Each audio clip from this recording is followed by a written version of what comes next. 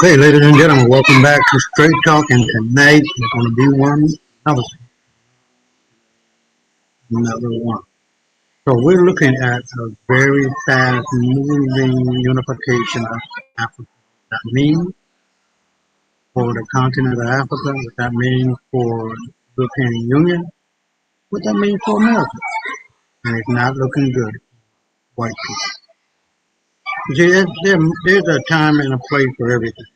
And there's one thing that you got to understand: that money talk, bullshit walk, and that you must be unified to do whatever you want to do in life. When you are combining your efforts, other people can't help but to be successful. And when you're, how you say, when you are on fire, and when you're, to what I'm looking for, when your excitement, when your heart, whatever, is just as high and just as important as you breathing air, you can't help but to be successful. And it's going to happen. There's no ifs, ands, or buts about it. I am truly blessed to be able to know what that is. And if you are in crypto, especially XRP, especially Flare, especially Ledger and others that are pertinent in the ever changing world of finance, it's going to be okay. But I believe 99% of the world will not be okay. They will not be able to know exactly what the hell is going on, when they go on, how it's going. So I really want to try to focus in on that tonight, and it's good to know if we can continue. I'll have to just cancel it and probably do it tomorrow. Uh, but my neighbors are all into their um, music tonight. So if you can hear me, please let me know in the comments, and I will just have to delay this until tomorrow night. But anyway, we're going to try to do our best, as always, to bring you the information you need in order to facilitate a better understanding of the world around you and how to get through it without tripping over, falling, and breaking your ankle in head. Because now the world has fully and truly changed, and for black folks, we need to get up out of the damn it, I hate that. We need to really truly focus in and get out of the mentality of me and to really be about that life of wealth and generational wealth that is being passed on. So again, if you can hear me okay, maybe I might have to sound a little bit louder, but for me, I think if it goes on for too much longer, I'm just going to have to delay this for tomorrow night. Hopefully, it'll be okay.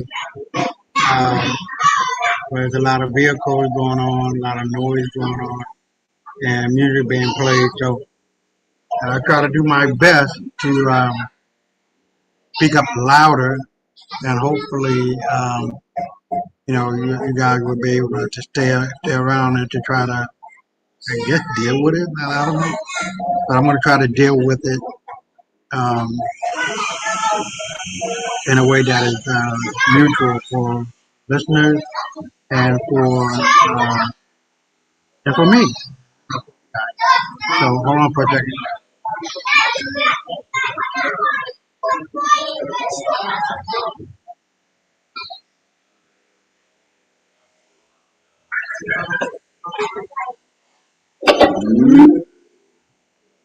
So I got so hopefully that'll help. But like I was saying, tonight is going to be one, like all Saturdays and now Tuesdays as well. That we are truly on a fast track to unity, black unity, political, economic, spiritual, and physical. Because we want peace. We want peace.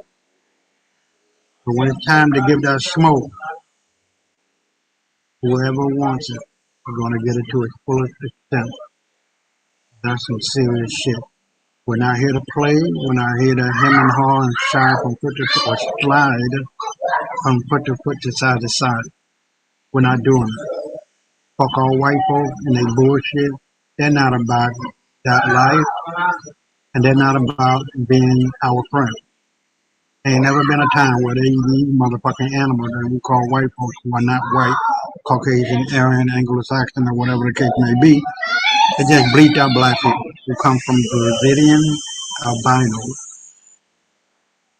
who made it with normal black people who produced what we have today. Uh, so, with that being said, I'm going to go right on into share screen.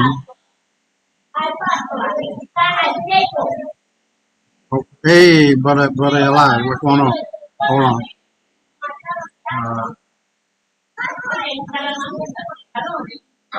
Let me bring you in. Hey,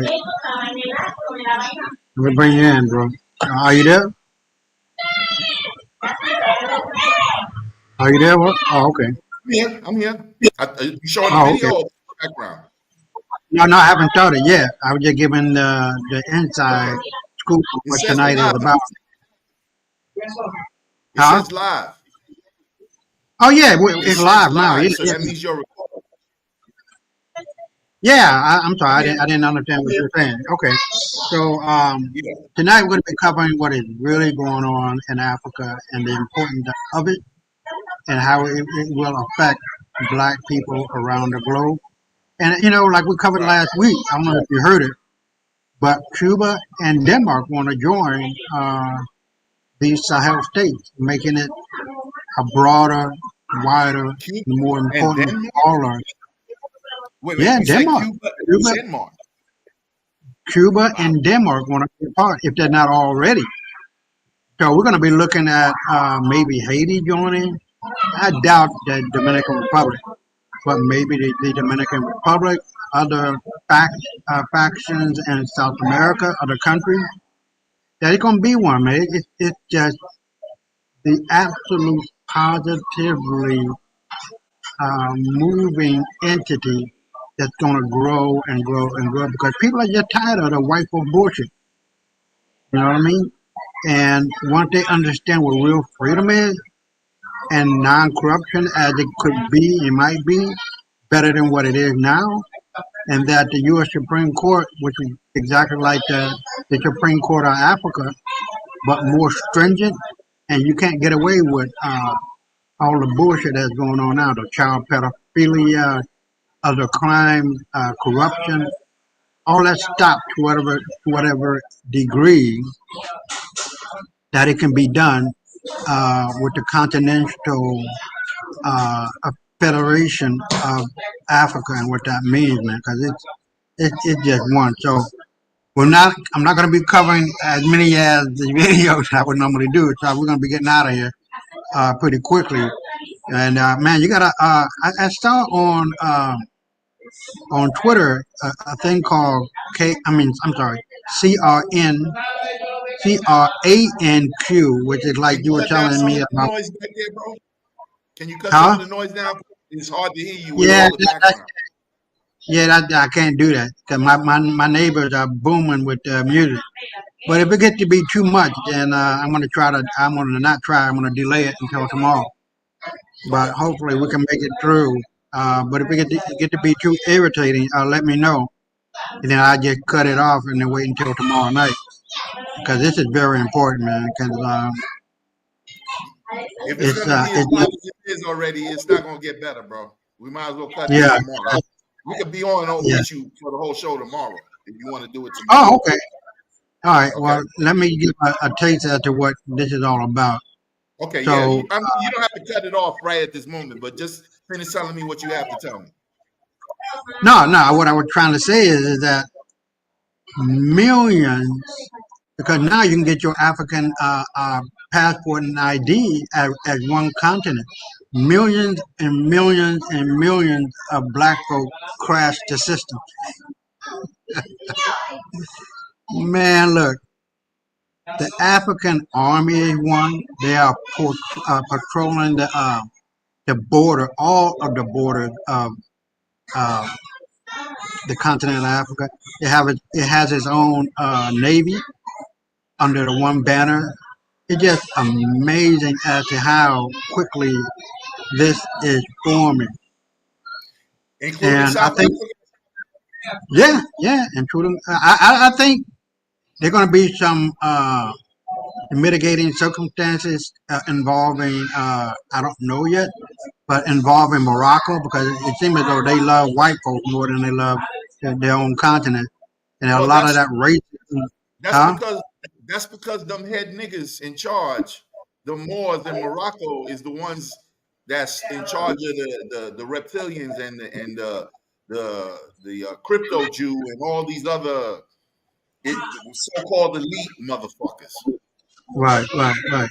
So, what do you think about Morocco being a part of the continental nation as the United States of Africa? Morocco. Go ahead. I'm sorry, my phone was ringing.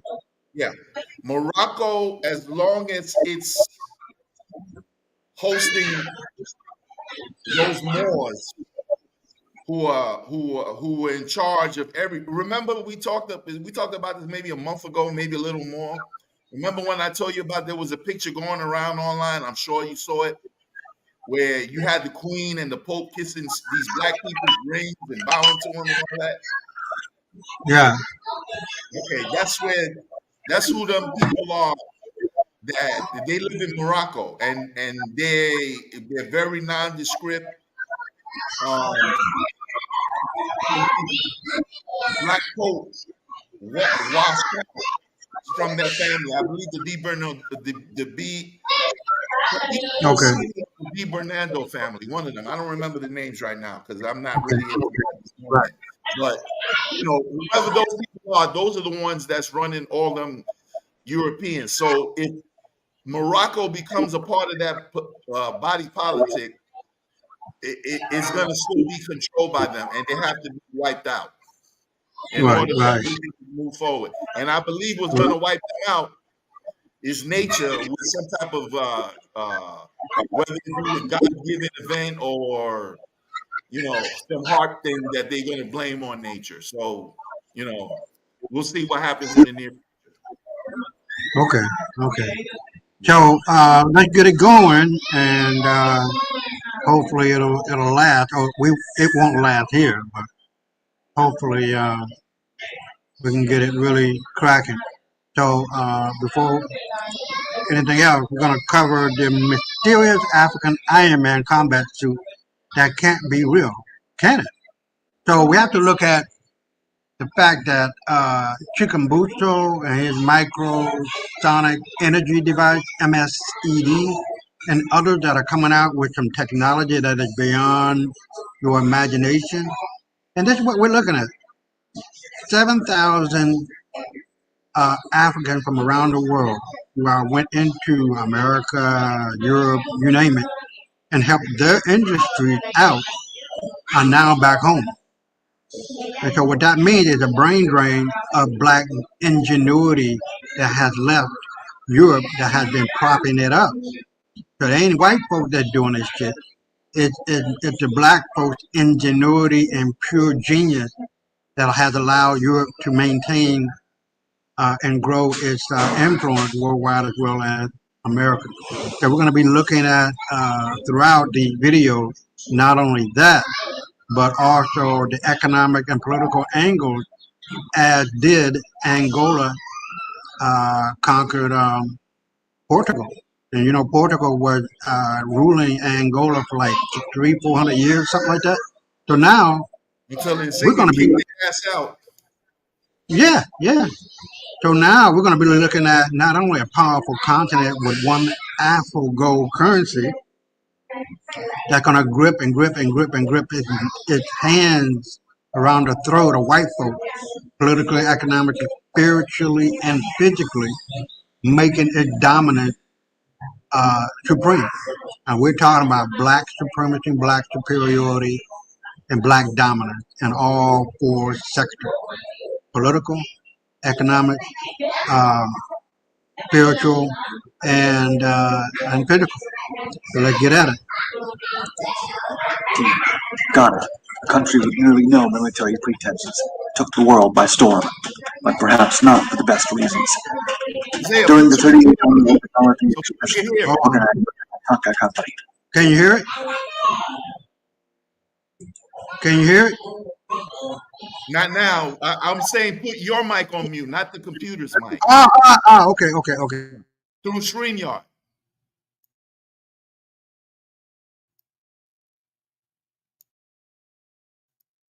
Okay, can't hear it. So it must be through the computer. My bad. Run it back so that we can hear the whole thing. the event calling for a solemn attitude and igniting national me pride start it among the again. attendees, not for the best reasons. During the 38th Annual Technology Exhibition, organized by the Kantanka Company, the corporation's most advanced technologies were displayed.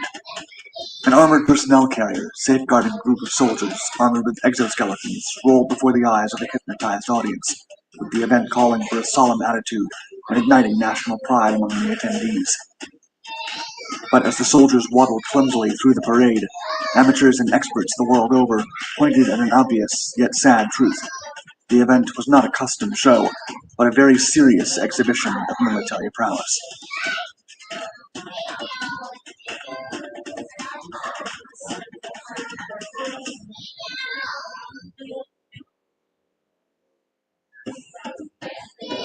Self-made. In 2011, Ghana had one of the world's fastest growing economies. But like so many ambitious enterprises, the nation's promising future fizzled out. Hey, how's that New Year's resolution going? What are you talking about? You know, that YouTube channel you say you're gonna start? Well, yeah, I'd like to, but editing's really hard, and coming up with a thumbnail stresses me out, and thinking of content ideas. I don't do any of that. I use Tuba. Hold on. What? Tuba. It does everything. Only 8 years later, during the 38th Annual Technology Exhibition, the city of Accra hosted a display of the country's most advanced technology. The exhibition featured a wide variety of telecommunication technologies and social media apps, but its main event was a parade that showcased the nation's latest military advancements. As shown in footage taken that day, a bulky personnel carrier with a coat of farcical camouflage scheme paint advanced steadily through the cheering crowd, covering the rear of 3 so-called cyborg super soldiers. But as proud as the Ghanaian attendees were of their nation's latest developments, the rest of the world couldn't help but watch in astonishment. Many analysts agree that the performance would be almost ridiculous if not for the worrying underlying reality of Ghana and many other developing countries. For one, Brett Tingley of Mysterious Universe noted that, quote, "Those guys wouldn't even make it into the top 10 at a cosplay convention." Indeed, in the video, it is pretty evident that one of the super soldiers had a loose hose hanging from his leg, or what appeared to be a hydraulic cable, but was in fact an empty split-loop tubing. Moreover, the soldiers were wearing motorcycle helmets disguised with spray paint. For all that, the exhibition was actually held as a real military display, and not a costume convention. Furthermore, it was sponsored by a prominent figure in the Ghanaian industry, the apostle Dr. Kwadwo Sapho Kantanka. All in one. According to his own legend, Dr. Kwadwo Sapho Kantanka is many things. Not only is he an inventor, Ghana's first car maker, but he is a religious leader too. He started his own church in the 1970s. The origins of his title remain uncertain. Journalist Raphael Orla looked into the matter and concluded that, quote, "A church with business connections is not altogether uncommon in Africa. It's just that nothing has ever been this technologically advanced or sought this scale of production." Every year since 1980, the inventor and guru has organized tech fairs and unveiled a remarkable collection of products. But as his church and power grew, Kantanka's creations also increased in ambition, including robots that were supposed to act like security guards or farm workers. Besides, he also created a wooden helicopter with rocket launchers held on with tape, and a uniquely interesting armored vehicle. The Pentecostal pastor founded Kantanka Automobile Company and got the attention of the international media with the vehicles. Even CNN covered the story of the cars made in Ghana, specially crafted for rough conditions. Kantanka offered what seemed to be mature industrial products, made in a not particularly industrial nation. But the world eventually learned the truth. As compelling as the idea is of a domestically run company that offers world-class Ghanaian designed and built cars and trucks, the reality is the company imports everything from a Chinese automaker. The very vehicles claimed to be designed for Ghana's local conditions are indistinguishable from Chinese models that have been available for years. Furthermore, the company's CEO admitted to working with an anonymous Chinese partner. Avoiding the obvious. The dubious showcase of local high-tech advancements in 2019 was perhaps the most ludicrous of Kantanka's claims, as his armored personnel carrier might actually endure small arms fire for a few minutes, but not much else. In the words of military technology experts Tyler Rogaway and Joseph Trevithick for The Drive, quote, "It's ungainly, has a civilian-like hobbled-together interior, and is equipped with a few cameras, some sort of weapons turret, a laser rangefinder, and there are a bunch of smoke grenade launchers tacked onto it. The platform that the APC shell is built on looks like some sort of hodgepodge of commercial parts." As for the exoskeletons, they had a clunky assault rifle turret attached to the back, cannons on each arm, and what passed for armor panels covering the suit. However, Kantanka is regarded as a hero among his followers, and more impressively, his products are accepted as credible. Much like the case of his supposed local cars, there's more to the character and his creations. Kantanka's cars are manufactured in China and only assembled in Ghana. Even so, the automobile company bluntly declares itself as, quote, "Africa's #1 choice automaker." Serious military analysts and engineers are perplexed and amused at the bold claims of the apostle. Rogaway and Trevithick even described Kantanka's so-called tank as, quote, "something that defies description and has features that appear ripped from an airplane and a trailer-mounted anti-aircraft gun. Even the vehicles that look more realistic in their basic design have obviously fake weapons and other quote-unquote advanced features." Unsurprisingly, when local journalists have dared raise questions about the pastor's products, they've been met with utter scorn. In fact, the company has a significant base of supporters, bolstered by an organic media outlet known as the Kantanka Newsroom. It is said that a local blogger once asked questions about the system's viability, and Nana Safo, one of Kantanka's sons, answered via a scathing hit article titled "Ghanaian shamed blogger J.B. Kutse over his 5 stupid questions about Kantanka's exoskeleton." They don't believe how toxic this Hold is. on. If you're still using a plastic or wooden cutting board, you need to hear this. Beyond belief. Dr. Kojo Senna, an associate professor at the Department of Sociology for the University of Ghana, explained how the leader hands out free food at the tech fairs, while showing off his inventions to the happy crowds and the politicians in attendance, always trying to obtain votes. But while there are those who regard Kantanka as a hero, Senna remains at best suspicious. He claims the latest technology behind the helicopter and the robots is, quote, "beyond my belief." When asking his students and other locals, it was clear they were indeed skeptical, noting a critical factor that other specialists might have overlooked. Everyone was somewhat hopeful the technology might work out. For decades, Dr. Safo has proudly defended his inventions before an amused international audience. He has been ridiculed in the foreign press and simultaneously backed by the local media. Most experts infer that the Ghanaian people hope to see their nation grow to world-class standards, a long shot from their current reality. As silly as they may appear in plain sight, and as funny as the situation might look from the outside, a deeper look reveals just how unequal the modern battlefield has become, leaving millions virtually unprotected from current threats. The sad display that day was no sadder than the actual reality. In Tingley's words, quote, "With the world's superpowers boasting technology that makes anyone else's look like bad cosplay, it's no wonder that terrorism and asymmetrical warfare has become the new norm. Just wait until the real cyborg super soldiers start marching through city streets." Thank you for watching Dark Tech. Don't hesitate to subscribe and check out the rest of our Dark Documentaries channels for many more fascinating historical and military stories from around the world. All right, what do you think, man? Brother Life, what do you think? Can you hear me? Sorry about that, brother. I was doing something. Very interesting. When I left Ghana, I lived in Ghana for 2 years. For those of you out there who don't know that, when I was leaving Ghana, that plant was about the time it opened around, maybe right after I left. I don't remember exactly, but it was either right before I left or soon after. And Okay. it was the first, to my knowledge, car plant in Africa, and the cars were rated as pretty good from what I Right, know. I right. didn't see one in actuality, so I can't say how they perform, but most of the reviews that I saw about it back then, I never followed up with it after I left, were pretty good.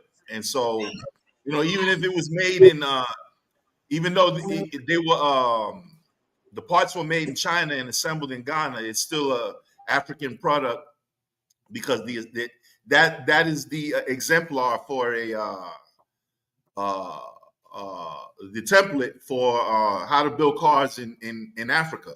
Whether you're getting the parts made somewhere else or whatever, it's only a matter of time with the resources in Africa that they just reverse engineer and create their own eventually. So that's a good thing. Traore also supposedly has a car line on deck. I don't know if they've been put out yet, but I know he's in the process of creating infrastructure in his country and making overtures to those of us over here as well. So I believe things is looking up for us as a whole. So, let's continue with that. You go ahead, brother. I'm done. Well, let me shine my light on that from what I can see. And it looks like it's a matter of time, as you said, that all things will come to fruition and that reverse engineering and to be in the ability to bring about better technology militarily and otherwise is on the table. Now, I hate that motherfucking noise on the motorcycle, but excuse me for that one. But the idea is that this was like 2 years ago, that video. And like you were saying, it was on point when you left to really bring about or bring it to fruition its own automobile manufacturing out. Kantanka, hold on.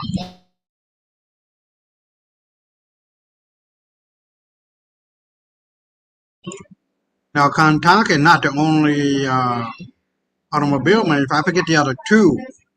Now you're talking about Chikumbutsu, who just jet right past Tesla and his microsonic energy device, not only for cars, but for your home and for everything else. It is just truly amazing as to what the African mind set and the world as it is under our control without having any influence from white folk doing a motherfucking thing. Because if it wasn't for us, we'd still be chucking in, well, not we, but white folks still be chucking spears and shit. These motherfuckers are worthless. But anyway, I give it 2 thumbs up.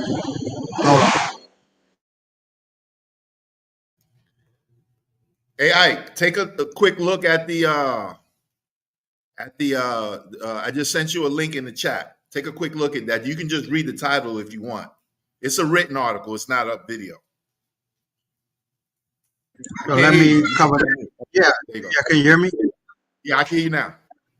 Okay, so it says AfroConsciousMedia.com.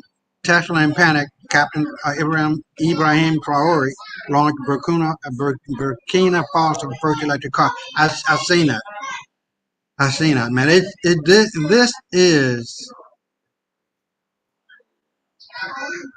we're going in the opposite direction of what white folks are doing because they don't know what the fuck they're doing. And once we are in control, it's over, man. And that is being actualized now. And there is absolutely no way we're going to go backward.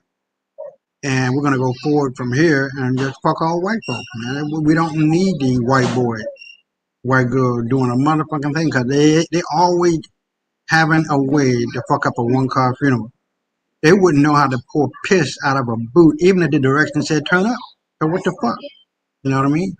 So with that being said, I appreciate that, bro. But with that being said, we can go forward and get into the next video. Now, this one, I just don't know what the hell is going on in Nigeria, but Bill Gates is supposedly writing Nigeria's laws and taxes and health and food initiative. So let's take a look at that, and we'll be right back. Thank you so much for tuning in. Peace to you all. Thank you so much. Be sure to give us a big thumbs up, and let everybody know your sister with the curly braids, Vicky Dillard, is on now. Family. Now, you all know that I am known for doing broadcasts on Bill Gates and, of course, the diaspora, the Black diaspora around the world. Yes? Well, I want you all to listen very briefly to this report that I just saw from International 24, I should say IN 24 International, right? Well, they, among others, have been discussing something that they claim took place. I wanted to know, have you all heard about this? Listen, it says a leaked document disclosed during Nigeria's National Assembly Open Week in July 2025 reveals that several foreign entities, including M16, CIA-linked NGOs, and Bill and Melinda Gates Foundation have played a significant role in shaping major Nigerian legislation. Referred to as development partners, that's in quotes, in official communications, these groups are reportedly involved in drafting key reforms related to state policing, the Petroleum Industry Act, food and nutrition policy, national health planning, tax reform, and local government autonomy. Did you all hear what I just said right there? Talk black to me, somebody. Now, how many of you all remember sometime, I don't even know when I did, was it last year sometimes, whenever this was, quite a while ago, I was reminding folks of how even some of the white Europeans, and there were some blacks there, of course, who was blacks, so Europeans, we're all over the planet, but specifically it was interesting that even white folks are starting to push back against him. How many of y'all remember the clip of me showing you some time back when Bill Gates was there? They made him flee, demanding his arrest. How many of y'all remember that? I'm gonna see if we can include that right here. Well, with that being said, family, among many, many other things, I keep asking the question, family, how did this white man that was supposed to be involved in the computer business, and some folks say that he did some shady stuff related to that, allegedly, I don't know, I'm just saying what the stuff is out there. I'm saying that he wasn't really the full-fledged genius behind that whole invention, but nevertheless, he certainly benefited from it. At least that's what some of the folks out there allege. I'm just saying, how is it this man go from tech, IT, to buying up land and trying to dabble in people's food and stuff and medicines and shots and all that? Now, if this is true, it is quite disturbing. I can't wait to hear from some of my family in Nigeria in particular. Now, of course, you all know in America, we certainly have some issues with some of our Nigerian brothers and sisters due to a number of different things. But I'm going to leave that alone for today. I can't wait to hear what you have to say about it. Meanwhile, family, be sure to check out my website. I am so excited because I have my luxury magazine available for the everyday woman. I don't believe luxury is something that just millionaires and billionaires should experience. It's something that I believe the average everyday woman should experience. So these are not only for my sisters to buy, but brothers, get it for the lovely lady in your life, whether it's your wife, your fiance, your niece, your auntie, or your mom. Talk black to me, or your mother-in-law. Get it for them today. Go to my website at VickyPlanet.com. That's VIC. All right, now you heard it from her.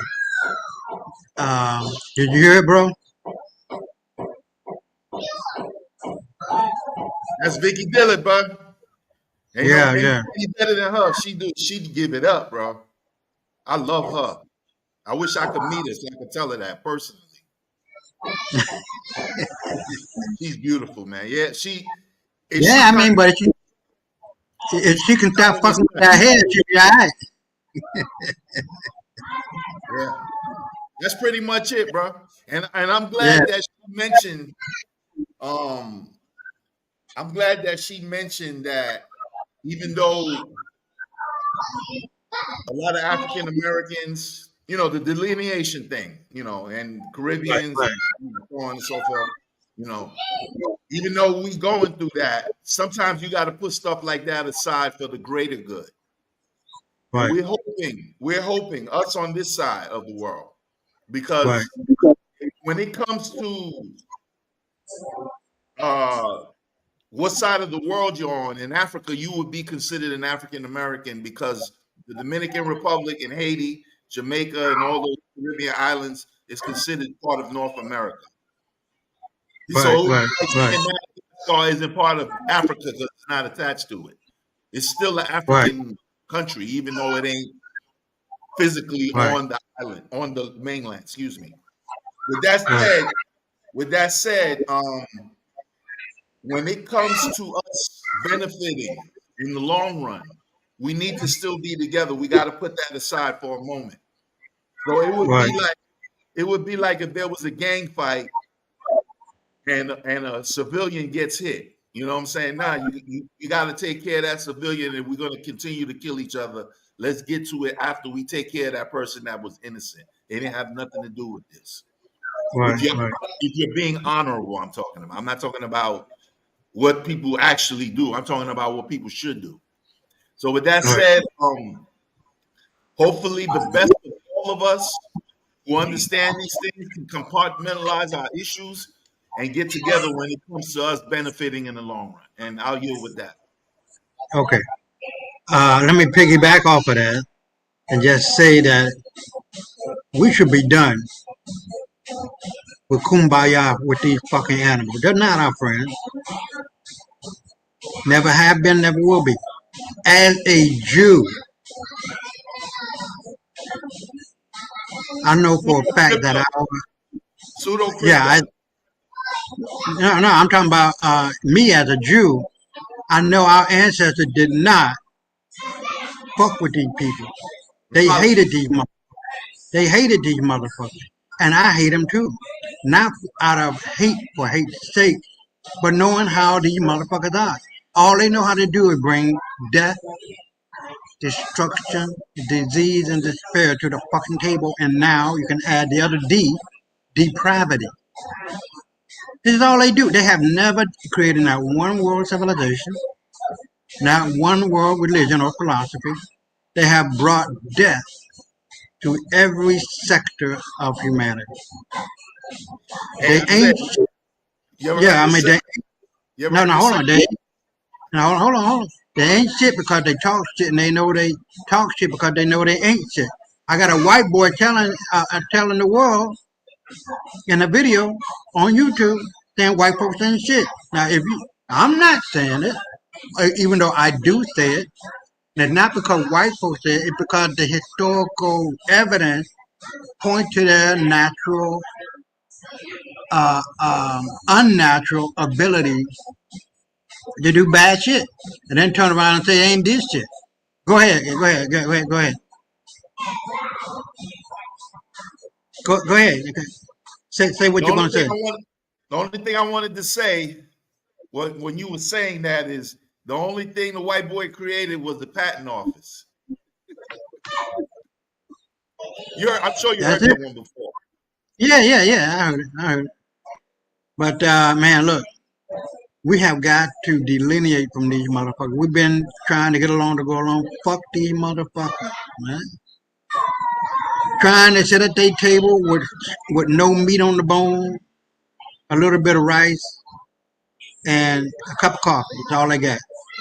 Motherfucker, I want a whole steak cooked by the best chefs in the world, which are black men and women, and eat. And tell these motherfuckers they cannot come to our table and do a motherfucking thing. You are not black. If you ain't black, get back. Because I personally, and my boy personally, and we as a people, are sick and tired of being sick and tired of you funky ass, bad breath, shitty motherfucker. I'm just being honest. Am I being honest? I'm being honest. This is not me talking. This is history talking. And history bears it out. That white folks are just shitty. Their ass stink, their breath stink. We the one who taught these motherfuckers how to bathe. Am I right or wrong? Okay. And we know they don't take baths like we take baths. Once a week, once a month. They wash their jeans once every 3 months. These are some shitty, nasty motherfuckers. And the reason why they got this image of greatness is because they've been lying. Now, am I lying? If I'm lying, I'm going to shut the fuck up and No, shut sir. down the show. Am I lying? Oh, okay. Continue speaking eloquently. Yeah. Because I'm not going to sit here and try to go along to get along with none of these motherfuckers. That's probably the reason why they want me on their show. No, not probably. It is. Cause I already told you that a few times. I'm going to be very matter of fact.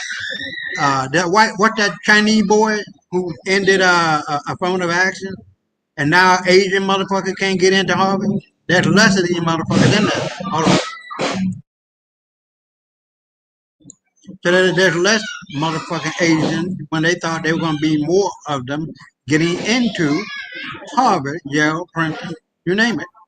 When And that happened, I remember when that was happening, a lot of black people was telling Asian people, y'all don't know what y'all doing. Y'all gonna gang up with these people and they're gonna flip it on you. And you ain't gonna be yeah, ready for it. That's exactly what right. happened. And there was a And that's lot of exactly Asian people that came out and said that on these right. videos. You go back, it was about a year and a half, 2 years ago. Oh yeah. And the thing about it is that this stupid ass fucking chink, I guess, uh, Kenny something. Man, I don't give a fuck, man. I thought he gonna come on to the show. He blindsided my ass and said and didn't come on. And I was sure gonna be telling him where to go. How stupid of a white man bitch you truly are. And all he did was to help more white folks in the legacy admission. He didn't talk about that. He didn't jump on that. And this is how white folk getting into Harvard and Yale and Princeton and A lot whatever of them, Brown. a lot of them ain't even like overly intelligent. They get in through endowments, especially if their parents is hella rich. That's how they You get talking about in. the Asian? Through the grades. You talking about the Asian? No, I'm talking about the white dudes. Oh, okay, yeah. That was the backhand way, the backdoor way of excluding certain Asians who actually deserved to be there because they had the grades. Right.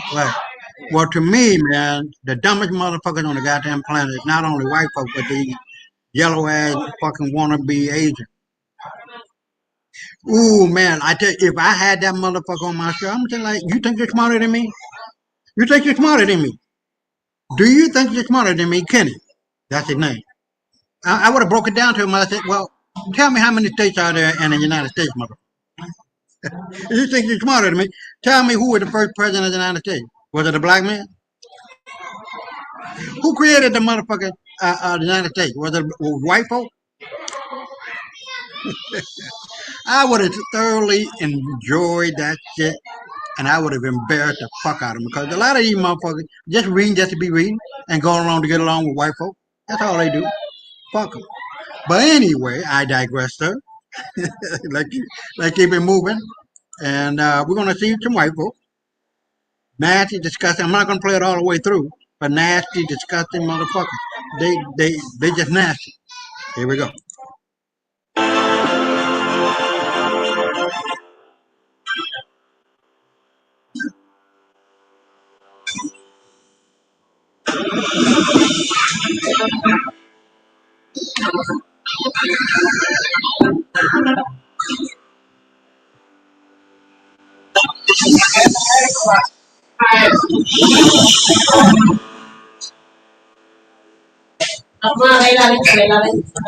Now that's it. That's enough for me. Now look,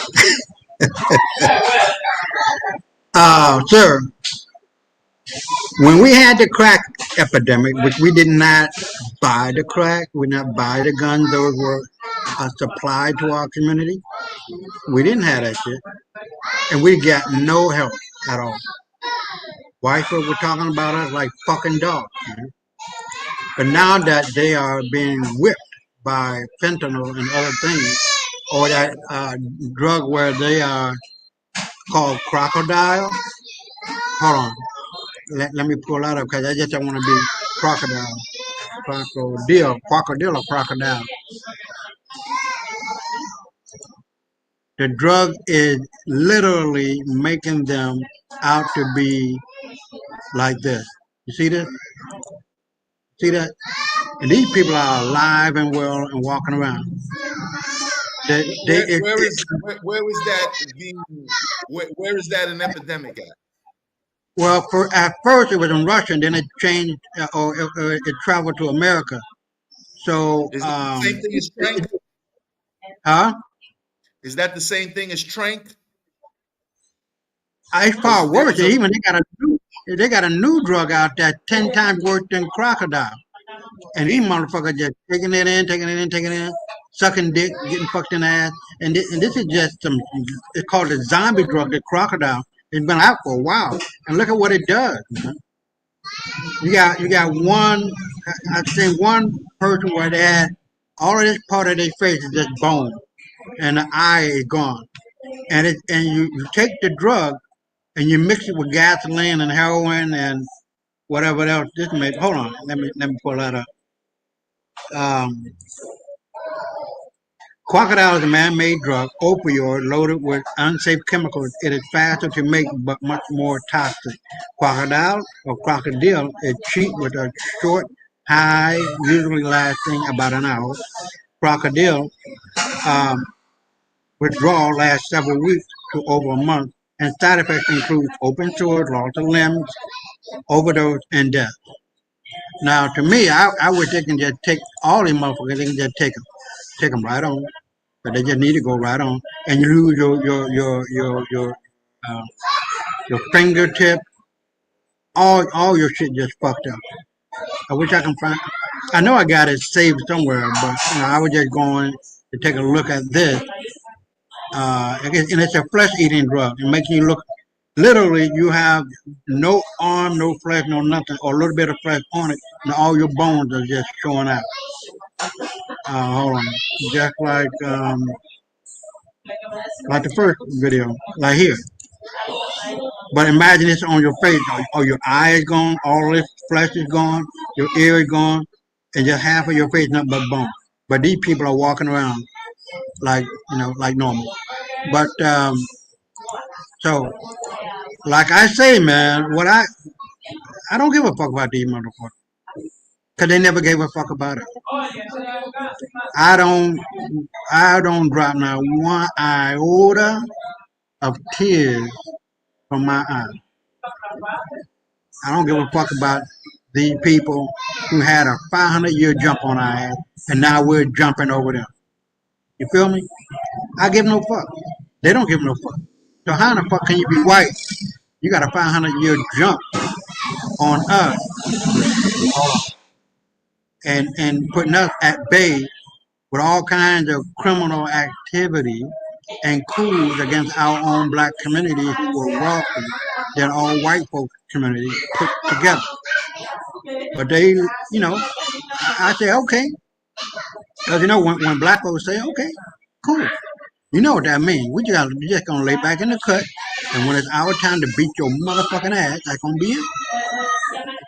Beat your ass politically, beat your ass economically, beat you spiritually, and beat you physically. Because that shit has already started.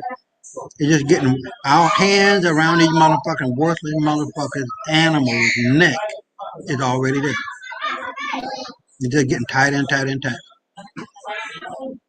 And there ain't shit they can do about it. I give no fuck about their pain and want to be suffering. Fuck you. You didn't give a shit about us. Why do we give a fuck about you? So here we go. Let's go to the next one. This is if you have not joined, but if you have not subscribed to this channel, it's the Supreme African something in. Hold on. Supreme Africa Breaking News. That's what it's called. Let's get to it and let's really see what's going on.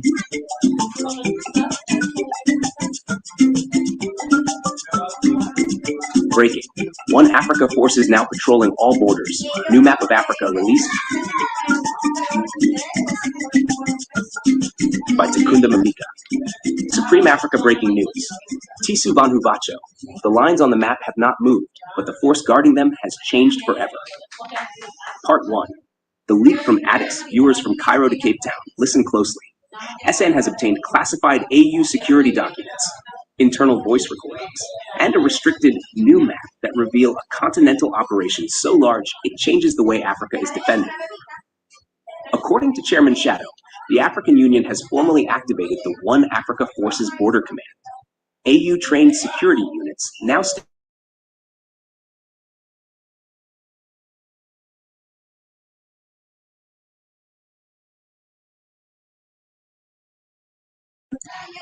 and the proof is in the map they didn't want you to see. Part 2. The new map. Let this soft mineral melt in your mouth to rebuild your gums and teeth, and never need a dentist again. And what it means. Let's start with what's different. This is not a new political map. Your country borders still stand. But the AU has overlaid 5 regional security zones. 1 North Africa Command, HQ in Cairo, covering Egypt, Libya, Algeria, Morocco, Tunisia, and Sudan. 2 West Africa Command, HQ in Abuja, covering all ECOWAS states plus Mauritania. 3 Central Africa Command, HQ in Kinshasa, covering the Congo Basin, CAR, Gabon, and surrounding nations. 4 East Africa Command, HQ in Nairobi, covering the Horn of Africa down to Tanzania. Southern Africa Command, HQ in Gaborone, covering all SADC states. Each zone is commanded by a regional joint commander, all of whom report directly to the AU Continental Security Center in Addis Ababa. Protocol Black confirms the map also marks 42 joint command posts, each linked via AFRINET secured channels, with live satellite feeds and biometric access controls. Part 3. Why this is happening now. The internal briefings list 3 urgent triggers for rolling out AU patrols across all borders. 1. Afro gold protection. With gold-backed trade settlements now in pilot phase, AU wants to guarantee safe movement of physical gold reserves between countries. 2. AFRINET infrastructure security. Cross-border fiber optic and satellite hubs are being built to support Africa's independent internet. AU forces will guard them until operational. 3. Counter-smuggling and extremism. Intelligence showed increased arms trafficking and extremist movement across porous borders in 2025. At a closed-door session, General Umoja, the AU's head of continental security, said, "We cannot have 107 different border standards for 107 different lines. This is one continent, and it must have one shield." Part 4. How the patrols work. This is not a total takeover of national borders. Instead, it's joint command, shared control. AU troops operate side by side with national border police, customs officers, and immigration agents. Standard protocols. Every crossing follows new AU border procedures, from passport scans to cargo inspections. Technology integration. New AU biometric scanners are now linked to the One Africa ID verification network. Coverage. Land checkpoints, seaports, and key airports are all under the plan. In effect, whether you're crossing from Zambia to the DRC or Ghana to Togo, the procedures will be the same. Part 5. The numbers behind the deployment. According to the leaked operational spreadsheet, 12,400 AU border personnel in Phase 1, 85% of high-priority land borders already covered, 42 joint command posts with 24/7 operations rooms, drone coverage over 15 key smuggling corridors. The initial force is drawn from the African Standby Force, ASF, retrained under the Border Security Integration Program for coordinated operations. Part 6. The first phase border list. Phase 1 prioritizes high traffic or high risk crossings: Kenya, Uganda, Zambia, DRC, Ghana, Togo, Egypt, Sudan, South Africa, Botswana, Nigeria, Niger, Morocco, Mauritania. These locations handle major commodity flows: copper, gold, oil, agricultural exports, and are frequent smuggling routes. Part 7. Inside a joint command post. From Mama Pan Africa's field notes, each joint command post looks like a small military base, AU and national flags flying together, a fenced perimeter, and a communications mast linked to AFRINET. Inside, operations room with live drone and satellite feeds, secure cargo inspection bays, detention area for suspects, barracks for AU and national forces with shared mess halls, Officers carry AU standard biometric tablets to scan passports, IDs, and cargo codes, instantly checking against the One Africa ID system. Part 8, Tech and Tools. The AU Border Command isn't just boots and guns, it's high-tech. Thermal imaging cameras for night patrols, mobile cargo scanners to detect drone units for aerial sweeps in remote terrain, Afrinet encrypted radios for secure, real-time coordination. This tech has been tested during recent AU peacekeeping missions and is now being adapted for border use. Part 9, How it's paid for. Unlike other stories, this one is billionaire-free. Funding is coming from African Peace and Security Budget, Annual AU Fund for Defense Operations, Regional Economic Community Security Grants, ECOWAS, SAT, EAC contributions, African Development Bank border modernization loans, specifically for security upgrades and scanning tech. By keeping financing official, the AU avoids dependency on private actors. Part 10, the new map rollout plan. The AU's media strategy is phased. 1. Now, internal, only military, customs, and immigration agencies see the detailed map. 2. Mid-2026, partial public, map released showing security zones, but not sensitive command post coordinates. 3. 2027, interactive public, map integrated into Afrinet, showing live border traffic updates for trade transparency. Part 11, voices from the field. SABIN reached out to border communities through our own local contacts. Trader in Kesambalesa, Zambia, DRC. Now when you pass, the process is faster. But the AU soldiers ask more questions. They want every detail. Truck driver in Ghana, Togo. The new scanners are quick, but sometimes they stop you for extra checks because they say the cargo codes don't match. Immigration officer in Kenya, Uganda, off the record. It feels strange wearing my uniform next to AU forces, but they are professional. They even share food with us. Part 12, Concerns and Risks. Even the AU's own risk report warns. Political resistance from leaders fearing loss of sovereignty. Corruption risks at high-value crossings if AU officers are compromised. Funding shortfalls if budgets overrun. Shadow Unit Zulu, the AU's internal security watchdog, has been assigned to monitor officer conduct and root out infiltration. Part 13, America and Europe. Watching closely. Leaked diplomatic memos suggest Western governments are paying attention. They're concerned. If AU forces coordinate every trade and transit point, non-African powers lose their ability to influence logistics directly. A European trade advisor wrote, once the AU controls every gateway, our leverage over resource flows will diminish. Part 14, the bigger picture. This isn't just about guarding borders. It's about laying the physical framework for the One Africa government. Today, it's joint patrols and scanners. Tomorrow, it could be full borderless movement for citizens. But only when the AU is confident the perimeter is secure. As General Umoja said in that sealed meeting, you cannot have one Africa without one border defense. Part 15, Sabien, final word. Viewers, this is the kind of story they'll release as a polished press conference in a year, with smiling leaders and rehearsed speeches. But by then, the boots will already be on the ground. The patrols have begun. The map exists. And whether anyone outside the continent likes it or not, Africa is closing its ranks. Takunda Mabika, reporting from Madokero Tisu Vanhu Bacho. If we don't guard Africa, who will? Tell us, do you trust the AU to secure every border? Or does this give too much power to Addis Ababa? Drop your thoughts in the comments. All right. Any thoughts, bro? Just a reinforcement of everything we already heard. It's just going to continue, bro, as the weather anomalies increase, earthquakes in New Jersey and New York, rainstorms in Chicago, 2 already this past summer without tornadoes or any earthquakes coming in. It's just going to continue. I know you heard about the cloudburst that happened in India, right?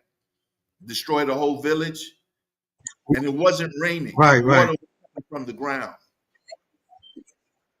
So I think was that water became like some other color than normal. Yeah, it was brown. It was like a mud flood. Okay. It wasn't really even a flood. It wasn't a weather system from the air. It was water coming from the ground. Wow. Okay. Okay. Yeah, I can send you video if Yeah. you want.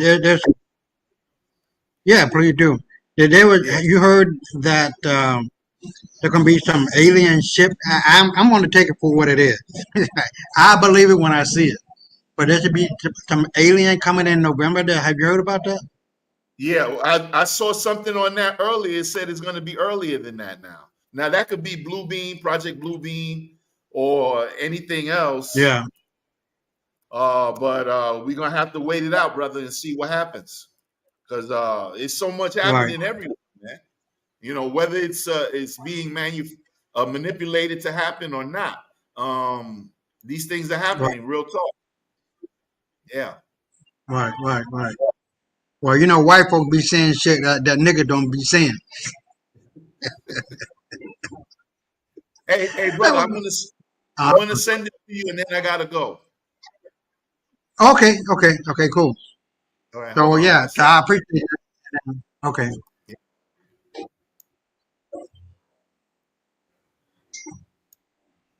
Okay, I didn't see this one, so do me a favor and play it, and then I go. It's short. It's Okay. a few. Yeah, it's Okay. there, All right. All right. and it was 4 days ago, so it wasn't like something that happened 6 months ago or a year ago. This is 4 days Right. ago. Okay. Hold on. I hope I I'm don't going on mute, overrun. so I don't talk. Okay. Let me play it.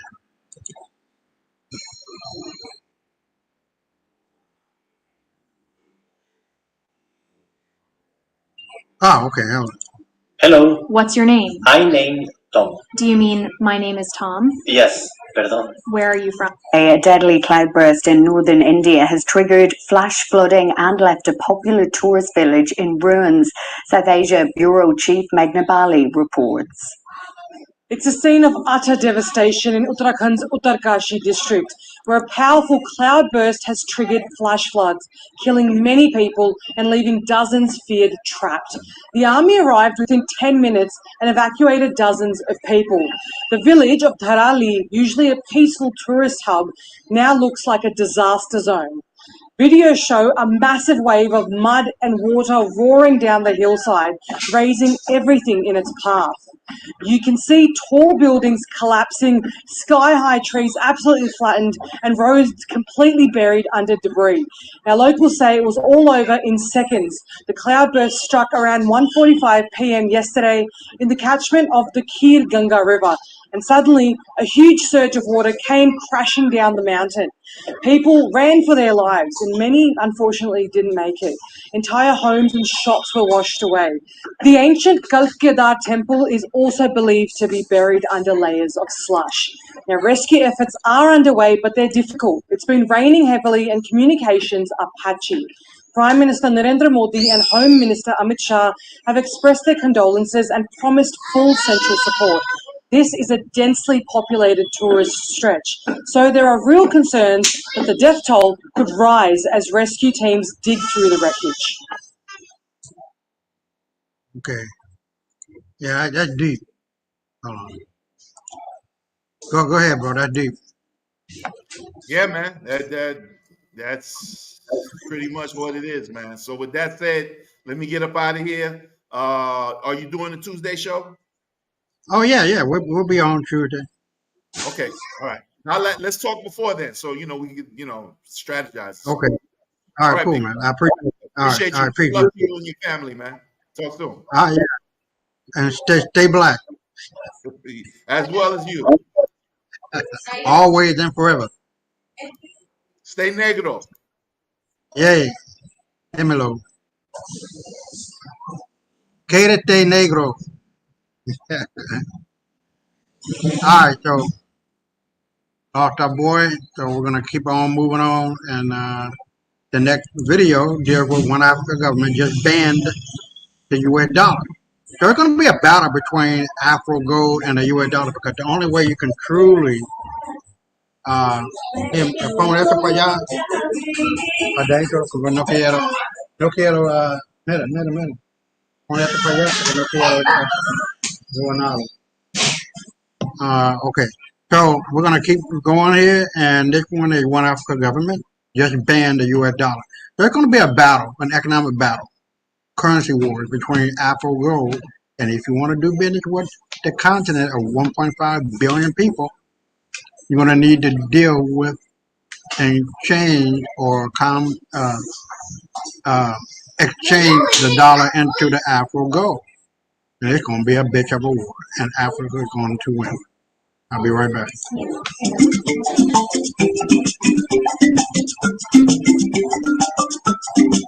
Breaking. One Africa government planning to ban US dollar. Afro Gold set to become official trade currency. By Takuna Mabika, Supreme Africa Breaking News, SABN, Tisuvan Hubacho. They thought they could keep it in the shadows, but the files just landed on my desk. Part 1, the leak from inside the AU viewers across Africa. Sit tight. We have just received classified documents and voice notes from deep inside the African Union headquarters in Addis Ababa. According to Chairman Shadow, a senior AU insider, the One Africa government's Economic Security Council is drafting a proposal to phase out the US dollar in African cross-border trade, replacing it with the AU's gold-backed settlement system, Afro Gold. This isn't public yet. The AU hasn't made any official announcement.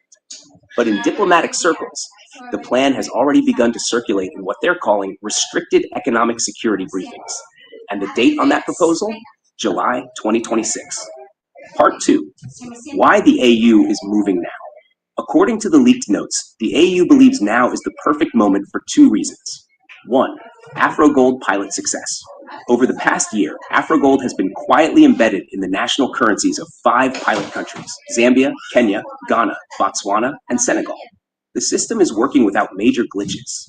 Central banks in these nations have already completed small trade settlements in Afro Gold without touching the US dollar. Number 2, Afronet rollout. With Afronet's continental internet infrastructure being deployed, the AU can now run Afro Gold transactions entirely on African-controlled digital networks. That means fewer vulnerabilities to foreign cyber interference. Mama Pan Africa summed it up best in her encrypted message to SABN. We have the gold. We have the tech. Now we take back the trade. Part 3. How the ban will work. Before you panic, let's be clear. This is not a ban on you personally holding or using US dollars. The proposal targets official trade settlements between African countries. That means, if Kenya buys tea from Ethiopia, payment can't be in USD. It must be in Afro Gold. If Zambia sells copper to South Africa, no USD, Afro Gold only. If Ghana exports cocoa to Nigeria, Afro Gold again. Personal remittances, tourism transactions, and private savings in USD will still be legal. The focus is on ending Africa's dependence on the dollar for its own internal economy. Part 4. The step-by-step plan.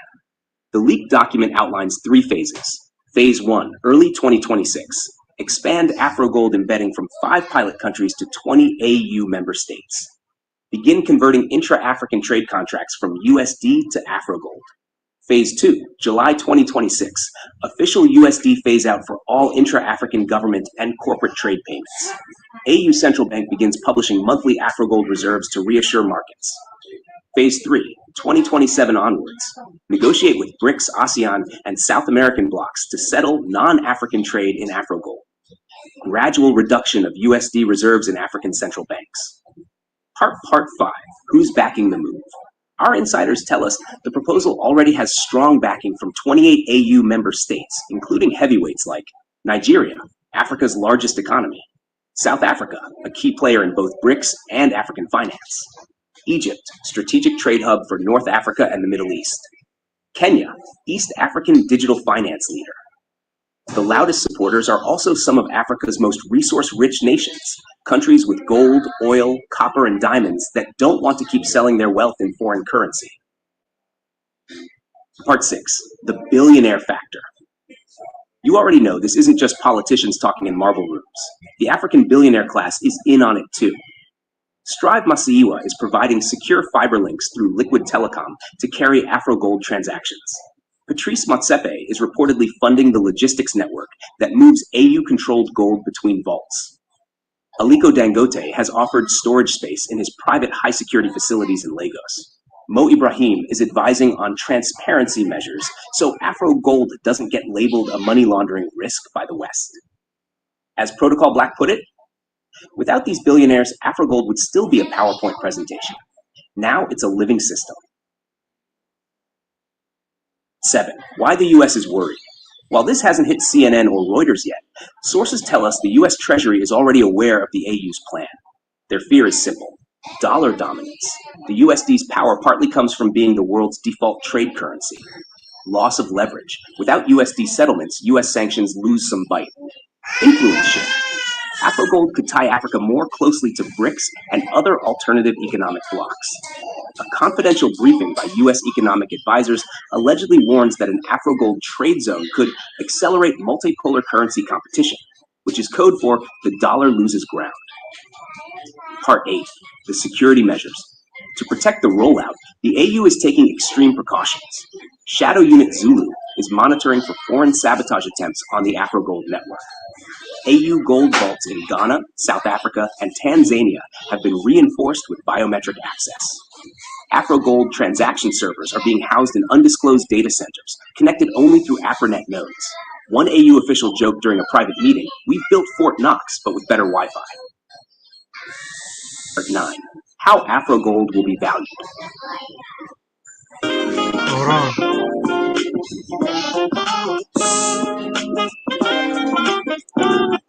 The leaked proposal states that AfroGold's value will be pegged directly to physical gold reserves, audited quarterly by a joint AU-BRICS inspection team. One AfroGold unit will equal the value of a fixed weight of gold. Central banks will hold AfroGold credits instead of USD for trade. The public will be able to convert AfroGold into local currency via AU-certified banks. This gold backing is meant to avoid the inflation traps that plague many African currencies. African public reaction. Not yet ready. Since this isn't public, there's no street-level reaction yet. But AU insiders worry about 3 challenges when the news breaks. 1. Education. Many Africans don't know what AfroGold is, so they may mistrust it. 2. Transition friction. Businesses used to USD contracts will need training to shift. 3. Political resistance. Some leaders still prefer to keep their reserves in USD for stability. Part 11. The pilot success stories. To sell the plan internally, AU economists are already pointing to pilot successes. Zambia-Tanzania copper trade. Settlement in AfroGold cut transaction fees by 60%. Ghana-South Africa cocoa trade. No USD used. Payments cleared in 2 hours instead of 3 days. Kenya-Ethiopia tea trade. AfroGold integration reduced currency fluctuation losses. These wins are being circulated in internal memos to show ministers that AfroGold is not a theory. It's a working tool. Part 12. America's quiet countermoves. Our contacts say the U.S. is already making moves to slow AfroGold, pressuring African banks to remain compliant with global dollar standards, offering new aid packages to countries most likely to join AfroGold early, lobbying African finance ministers to delay the USD phase-out. So far, the AU leadership appears unmoved. Part 13. The bigger picture. If this plan goes ahead, the July 2026 dollar phase-out will be the single biggest shift in African trade since colonial independence. AfroGold won't just be a currency, it will be a political statement. We decide our value. We settle our own trade. We don't need permission to transact with each other. Part 14. Sabian final word. Viewers remember, revolutions in Africa don't always come with gunfire. Sometimes they come with a quiet line in a financial ledger. Right now, in AU backrooms, that line is being written. It says, from July 2026, African trade belongs to Africa. Takunda Mbika, reporting from Madokero Tisu Van Huvacho. If we don't control our currency, who will? Drop your city in the comments. Would your country survive without the USD? And do you think AfroGold is the key to Africa's economic independence or a dangerous gamble?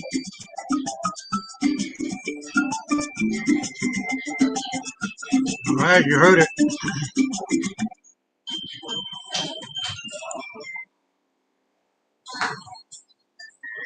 Now, what is going on in Africa, which I was talking in some detail with Brother Elias, is that millions upon millions of black folks are overwhelming the system to get their one African passport until it just broke, the system broke, or the link on the system broke for the one African passport.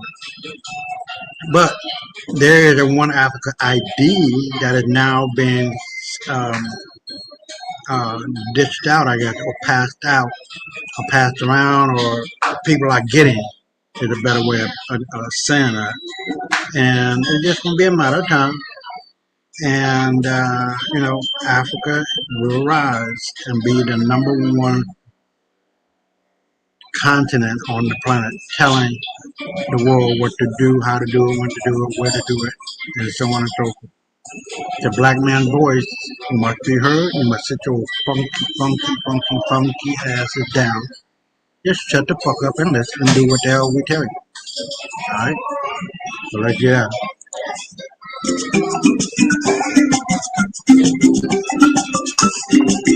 Breaking. Zambian man becomes the first person to hold One Africa ID. By Takunda Mavika, Supreme Africa Breaking News. Tisu Vanhu Vacho. If you thought AfriNet was big, wait until you see what comes next. Part 1. The leak they didn't want out yet. Viewers across Africa, stop scrolling. Something historic just happened, and as always, it's SABN bringing you the story before the polished politicians make a boring press release. A Zambian man has just become the first person in history to hold a One Africa ID. No, this is not a graphic designer's fantasy. No, this is not a coming soon campaign. This is real, and it's already happened. The card exists, the man exists, the system is online, and yet, nobody in the mainstream has told you a thing. That's because, according to our insider Chairman Shadow, this was part of a top-secret AU pilot program to quietly test the One Africa digital ID before its public rollout in 2026. Only a handful of people inside the African Union ICT Directorate knew this was happening. Until now. Part 2. What exactly is the One Africa ID? The One Africa ID is not just another national ID. It's a continental identity key. One card, one number, recognized across all AU member states. Our insider Mama Pan Africa says it's designed to replace the need for multiple identity documents when dealing with banks, airports, hospitals, and government offices. Here's what the ID connects to. AfriNet Access. Log into Africa's own internet with verified, secure credentials. AfroGold Wallet. Link your gold-backed currency account directly to your ID. Borderless travel clearance. No visas between AU countries. Pan-African medical record. Instant access to your health files anywhere in Africa. Business registration integration. Start a company in another AU state from your phone. If you're still thinking this is just another ID card, you're missing the point. This is the master key to the One Africa government. Part 3. Why Zambia was chosen. Now you might be asking, out of 55 African countries, why was the first ID given to someone in Zambia? Here's what insiders say. 1. Political stability. Zambia is seen as a calm, neutral country with low political drama compared to others. 2. Digital infrastructure. Liquid Telecom, owned by billionaire Strive Masiyiwa, already has deep fiber connectivity across Zambia, making it ideal for digital integration. 3. Tech partnerships. The Zambian government has quietly been part of AfriNet's pilot program since March 2025. 4. Symbolic central location. Zambia is in the heart of southern Africa, making it a perfect symbolic launch point for something meant to connect the whole continent. Part 4. Meet the first holder.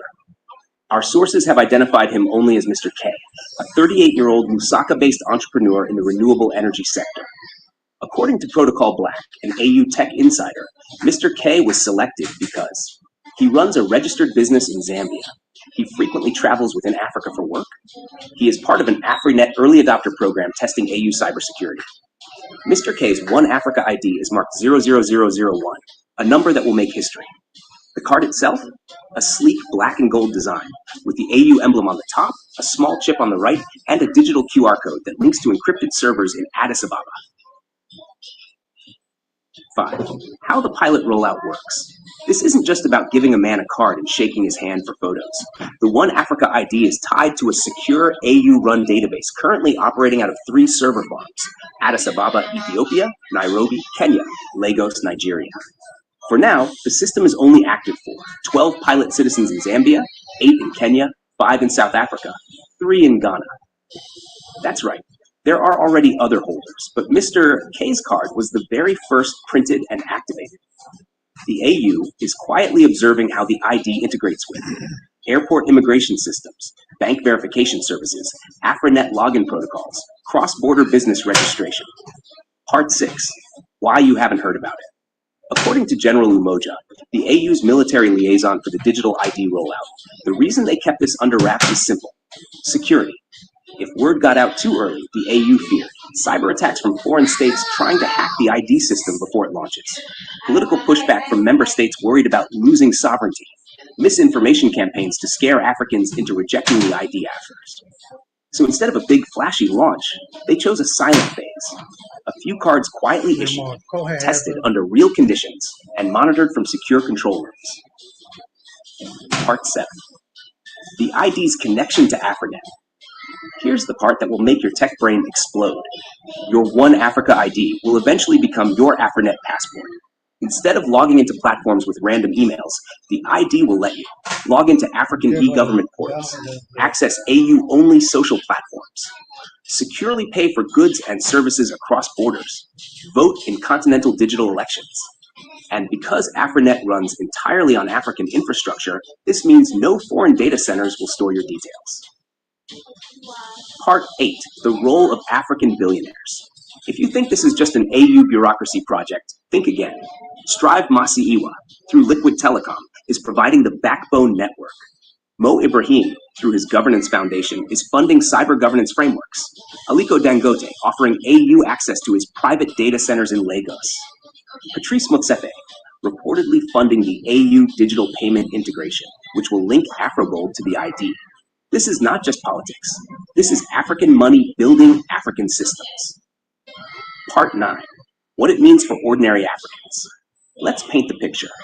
With a One Africa ID, a Kenyan doctor can work in Namibia without a single visa application.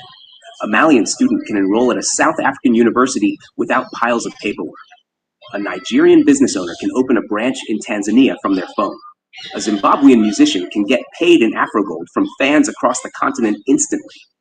No embassies, no currency exchange headaches, just Africa. One network, one identity. Part 10. What happens if you lose it? The AU says the One Africa ID is biometrically locked to your fingerprints and facial scan. Losing the physical card is not the end of the world. You can reprint it from any AU-certified ID center once the system is live. In the meantime, a digital version will exist in the AU Connect app, the same app used for AFRINET access. Part 11. The security risks. Let's be real. With great power comes great hacking attempts.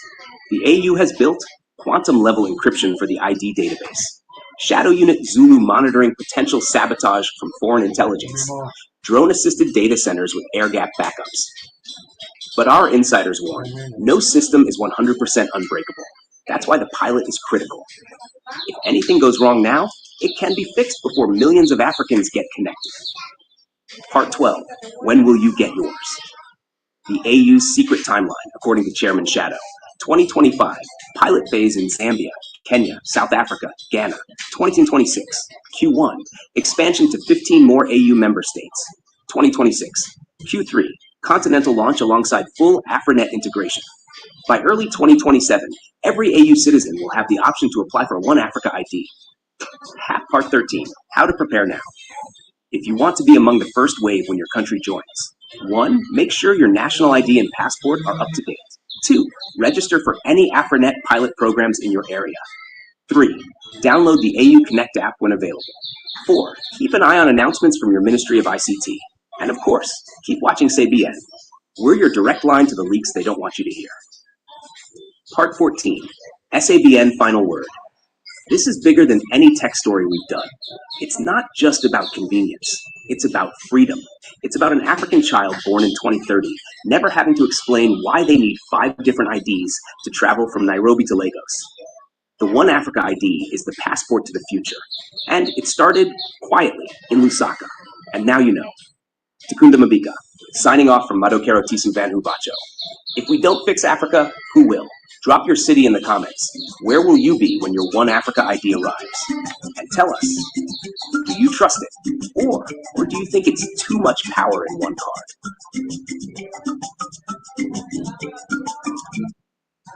All right, you heard it. So now look, as a people, we cannot afford to listen to other people who are not like us, because they're not like us. They're not going to tell you the advantages and disadvantages of what's going on, how it's going on, where it's going on, why it's going on. Listening to me and other people who are genuinely interested in making sure our people are well on their way to where they want to be. There's no ifs, ands, or buts about this for me. I'm here, I'm dedicated to making sure that what we are doing and what I am doing is congruent to black person. It's congruent to wealth first. It's congruent to generational wealth building. You heard me talk about XRP and other cryptos and stuff like that. Look back and see that. They'll show on my YouTube channel as well as X and Rumble. We're on all three. So be assured that you're being given actual, vital, and up-to-date information. That I'm not here to play. And so with that, I go to the next. He says, as an Afrikaner, he is shocked to see how black people act. And he says, and I quote, "What's wrong with you black people?" End quote. He's asking this important question because he says, according to him, even white people that are watching black people fight with their mothers, cousins, parents, neighbors are shocked to witness this because they believe that they caused this drama, but no one is targeting them and everyone is fighting each other instead of looking at the person that created that chaos. So he even alludes to saying, you kind of look stupid to us. Watch this clip. What's wrong with you black people these days? Honestly speaking, what is wrong with you? Look at everything that's been done to you. Look at who's caused you all the pain and all the hurt. Look who is the reason that you guys live in squatter cats, that you live bunched up on each other. You don't find black families living in suburbs and stuff like that. What is the reason? Who is the reason? Is it your fellow black man that lives next door to you? Is he the reason that you are the way you are? No, it's not. It's the people who took your land, took your schools, who even took your nation from you, call themselves Afrikaners, preventing your children from entering the schools because they don't speak a language which is spoken only by the Afrikaners. I mean, and a white person took away your school, away your land. We call ourselves Afrikaner, if you would. And at the end of the day, the people that you're fighting with is one another. You're killing your brothers, you're killing your mothers, you're killing your cousins. But at the end of the day, you're not fighting the person who's doing the shit to you. The person who's put you in the situation where you are. That's the person that you need. We're sitting back watching you guys fight with each other. And honestly, think of it from our perspective. If you did something wrong to us and we fought amongst ourselves to do something you did to us, what would you call us? Would you not call us stupid? Would it not at the end of the day make us inferior, make us... You heard that, right? He basically called black people, you're not that bright. How do you have this much energy for your own people, brothers and sisters and neighbors and cousins and parents and kids, but you don't have the same energy towards us, the Africans, that have caused this chaos? You are in this situation because of us. Your wealth is in our hands. We are running your country, but you're busy fighting over crumbs is basically what he's saying. He actually wrote a caption in this video. He says, quote, as an African man, I've seen how apartheid, white privilege, and centuries of division have broken communities. But the violence among black people is misplaced. That's not the problem. It's the symptom. It's time we tell the truth. And quote, respect to him, respect for speaking his truth, speaking his mind, because at the end of the day, this is what we've been saying, this is what we've been talking about for years. Why do we do this? And by the way, this is not just a South Africa story. Look at outside of South Africa and other African countries. We fight over tribes, right? I'm from this tribe, I'm superior. You're from that tribe, you're inferior. You fight over tribes. You fight your neighboring country over a map that these Europeans came up with, and you unalive one another, right? That's what's been happening. And it's really sad that we can't see the bigger picture. Who is really moving the pieces? Who is really running those countries? Who is really in charge behind the scenes? Who is really benefiting from our natural resources? You'll get your answer. But unfortunately, we don't dig deep. We just rather fight over crumbs, fight over silly things when we have bigger things that we could fight for, stand up and demand for what is rightfully ours. To get more of that, imagine how much better our lives would be if we focused on who exactly is taking us for a ride. If all of us focused on that, and focused on building our communities rather than tearing each other up and pointing fingers. I'm glad that this man is speaking up because, as far as he's concerned, and this is his words, as white people, when we sit down and watch you guys fight when we're the one that caused the trouble, imagine how we feel about you. And your intelligence is what it's telling us. It's honestly a sad situation, but it needs to be talked about. We shouldn't be shy to talk about this anymore because at the end of the day, if you do not expose the evil and talk about the truth, expose the truth, we will continue doing the exact same thing over and over and over again. And I think it's time we say no more to fighting one another, to pointing fingers at each other instead of trying to figure out what the problem is, come up with a solution and build our communities and ask the right questions and ask the right people that are controlling our resources and economy. I think that's the right thing to do. Anyways, fam, let us know down below what your thoughts are about this. I am Wangil Zala. Okay.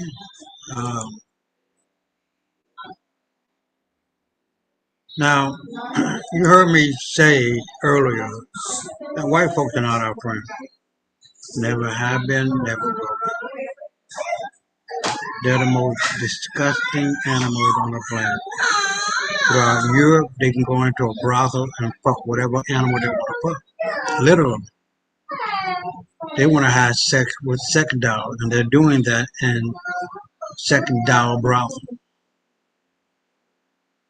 Among other things, having sex with children is the one big thing in the Epstein file and other places that they're doing this. But I'm not going to say anything more. I'm going to play this one. American woman accused of unaliving hundreds of black kids in Uganda and plays the victim.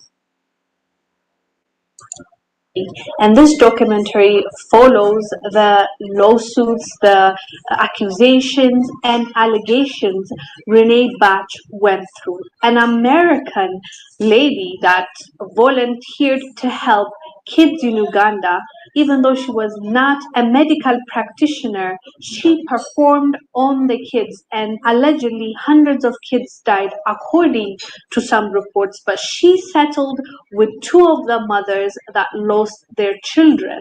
Watch this clip, we'll come back and discuss. Tonight at 6, a Bedford woman is facing disturbing allegations about her nonprofit in Uganda. Renee Bach is being sued for allegedly operating a medical facility without a license, leading to the death of hundreds of children. People were calling this white privilege and white savior complex. The fact that this woman was accused of unaliving people, or at the very least because of negligence, because she claimed she knows what she was doing and she didn't know what she was doing, and these kids lost their lives, and she was practicing medicine allegedly according to reports in Uganda. She is still given a platform to shine, or to at the very least look like a good Samaritan that was just trying to do good to help those Africans, but then ended up losing a few lives. They portrayed her in a way where she is not that bad, you know. She just was trying to do good, but you know, in the meantime or in the process,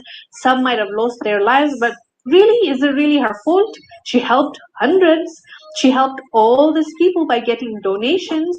So why are we really mad at her anyways? That's the vibe people got from the documentary, and they were really upset, and they don't believe that it's a fair treatment that this white woman is getting. When it first happened, we actually covered the story. Watch this clip, we'll come back and discuss. Court documents say they were led to believe Bach was a medical doctor, claiming she unlawfully practiced medicine and offered medical services to unsuspecting vulnerable children. In these now deleted images, she's seen wearing a stethoscope, administering care to children.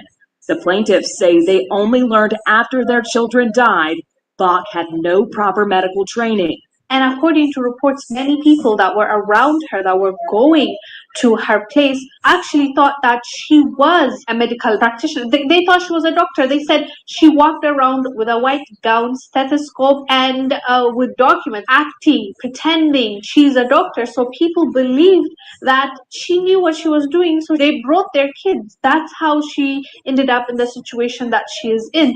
She made people believe that she knew what she was doing, which was sad. But now she's claiming, no, she never did that. All she was trying to do was help. She got the donations, and look at all the kids she helped. Yes, some kids died, but it's just like, it happened because they were sick. Like no accountability being taken, and it's understandable why people are angry. Why is she being treated like this girl that was just trying to help? She didn't do anything wrong, being portrayed like all she wanted to do was good. Pretending you're a professional doctor is not a crime. People losing their lives in your pretend clinic is not of concern. How do you make it sound like she's the victim in this situation when there are actual victims? Anyways, fam, let us know down below what your thoughts are about this. I am Ungel Zalalam. I'll see you on the next one. And she's still doing it. And that country, Uganda, hasn't done a motherfucking thing yet.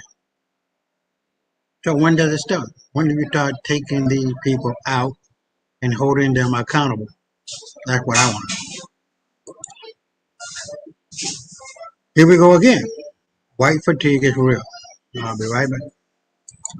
They obviously got money because there's some white dude that is approaching them. They were in their supercars. Me and my brothers just driving in our supercars. This white dude approached us on the beach. I guess he wanted to know, yo, where'd you get your cars from? Where'd you get that from?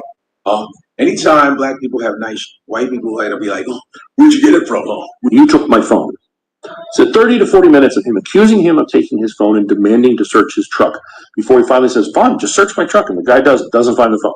Then his dad shows up. They check the cameras and go, okay, and let him go. He goes to dump his load, just like, this is ridiculous. In the meantime, that guy apparently finds the phone, according to him, on the ground outside where his truck was. Like, he couldn't have dropped it there? No, he assumes that he stole it and then had thrown it by the truck. So here to help you. Okay. Why did you get I us let here you run without the hood. recording? I let you run the hood into here. What? Yeah. This is what I'm talking about. Also, by the way, I did not ask to live here. You told me that. And why won't you leave? Why because the rent was too expensive. Why won't you leave? You and your food.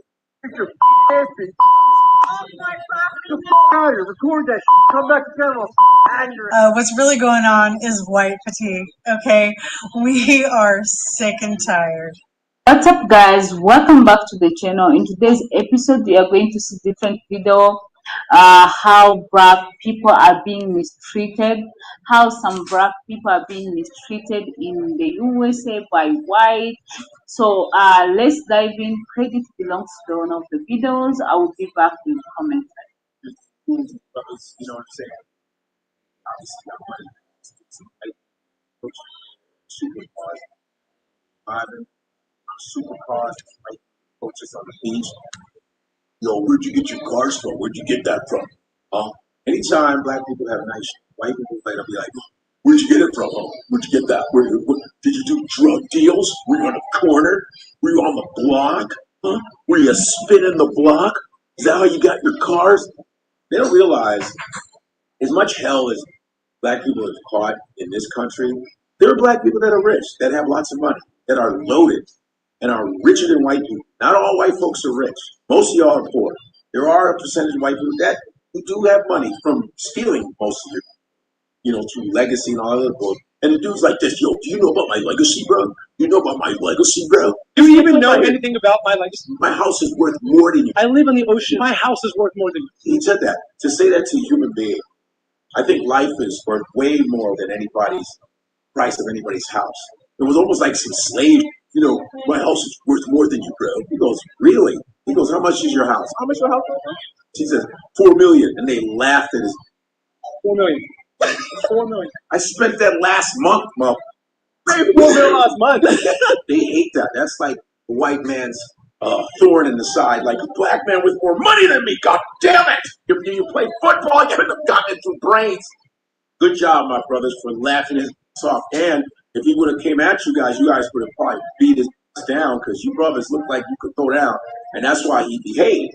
If this is a skit, then you got me. But if not, you'll fall. So guys, what we keep seeing is like these things keep coming.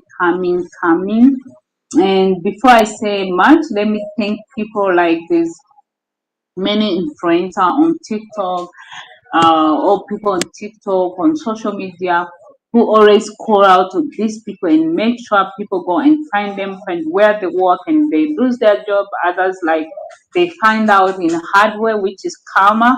I love that. I just want to thank them for that. But we keep seeing people mistreat like some black people, like it's happening again and again and again. Every time you go on internet, there's something new coming, and I'm like, until when? That's my question. That's what I'm asking myself. Until when this will keep going on in like this? When is this going to stop actually? Because I feel like enough is enough. Guys, let me know what you think. Do you think these things will end? Let's keep watching. I'll be back. You and your phone. If you're ass beat. Off my property now. Out here, record that. Come back again. I'm angry. Now. Yeah, he did say that twice, and it should constitute hate crime. Maybe the officer who showed up on scene just didn't understand that. If you don't know what we're talking about, if you're on TikTok, you click on the comment. There's a video of this couple who got angry that a young black man was soliciting at their front door and said some pretty horrible things to him, only he wasn't even a solicitor. He wasn't selling anything. He was a project manager with a utility company, there to tell them that, hey, there's been a bunch of upgrades in your neighborhood. Here's how you utilize them. So, great that that's how they received him. Now, as I said, that officer who showed up didn't seem to understand it's a crime. Maybe others will. And you might see this and think, oh, good, he got arrested. And he did. But this has nothing to do with the situation in the video. Stephen Willie here has a little bit of a record. Most recently, battery domestic violence, and that was this year. So, class act, this guy. He and his wife, Cheryl Gregg, which, hang on. Okay, yeah, the two of them. Hopefully they will face consequences. At the very least, people who know them, people who live around them, can know exactly what kind of people that they are. And you all brought that on yourself. In the meantime, the young man who was involved has been unable to return to work because this was traumatic, understandably so. This is a GoFundMe that he set up. Very easy to go on GoFundMe and type "Help AJ Provide" and it'll pop right up. Like my story on Instagram, I'll probably put a link. Aside from that, if y'all want to give him a hand, send him a little something. I know it would be appreciated. And hopefully I'll have an update about what happens with them. Guys, what we keep seeing is like the way they're insulting back, like without any real reason, like insulting you, calling you name, attacking you, like, wow, why is that? Why is that big hatred? Why someone hates you if they don't know you? That's really, really something big, guys, we should talk about. Like, yeah, if we know each other, we are colleagues or we are like family or friends, we can quarrel because we are people. But you don't know me, but because I'm black, you're just attacking me with no reason. About the other guy, they're saying, oh, you stole the phone without even like being sure because he's black. Okay, he must be the one who stole it. Seriously.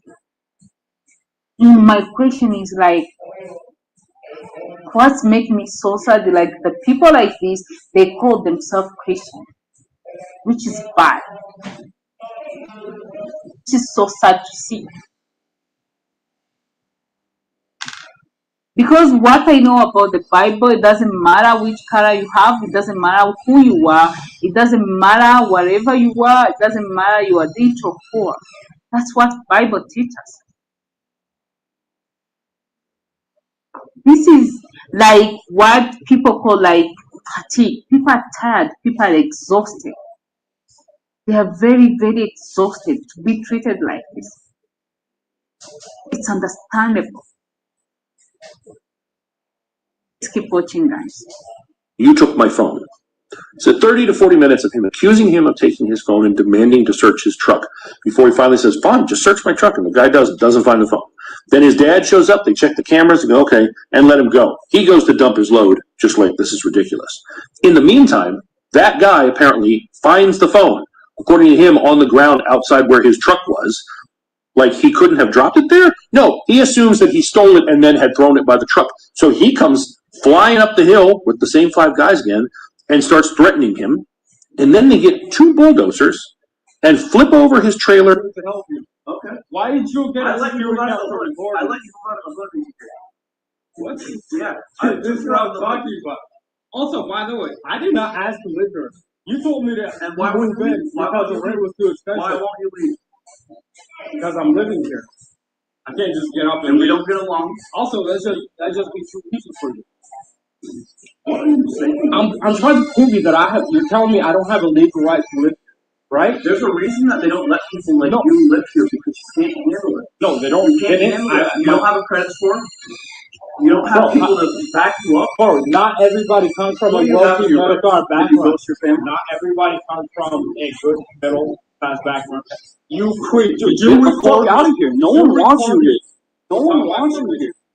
Let me be honest, what makes me so sad and so angry is like the way Black people been saying this for a long time. But of course, people try to make them look like they are lying, they're exaggerating, they're always like victim, they always want to act like they're victim and they are the bad ones, they don't have manners. Yeah, that's what they want us to see, guys. So we don't trust them. So we believe whatever they say about them. So they can be able to continue this mistreating them. And also, I'm really, really happy to keep seeing people defend them. Like this guy you just saw who like put them out and say like find them and make sure they lose the world. I really appreciate that guy. I really like him. You should go and follow him on TikTok. He do amazing job. I think they also have a YouTube. But what he's doing is really, really nice. I feel like many people should do that. So these white people who feel like that, because I'm sure it's not all white people, because even this guy who do this is white, but he's kind and positive. So there's a white people who are kind and positive. Of course, there's others who are still hating on Black people without any reason. So we should make them know, like whatever they do, they'll find out in hard way. So that then will make them to stop this. They keep it in a heart. We don't care as soon as we don't see it, as soon as they don't like insult people. Who cares? That's their parents. It doesn't matter to us. But I really, really think like people are doing this. You people who are being mistreated, keep taking this video, bring it online, and we talk about it as much as we can so we can stop these people. Because I feel like this is enough.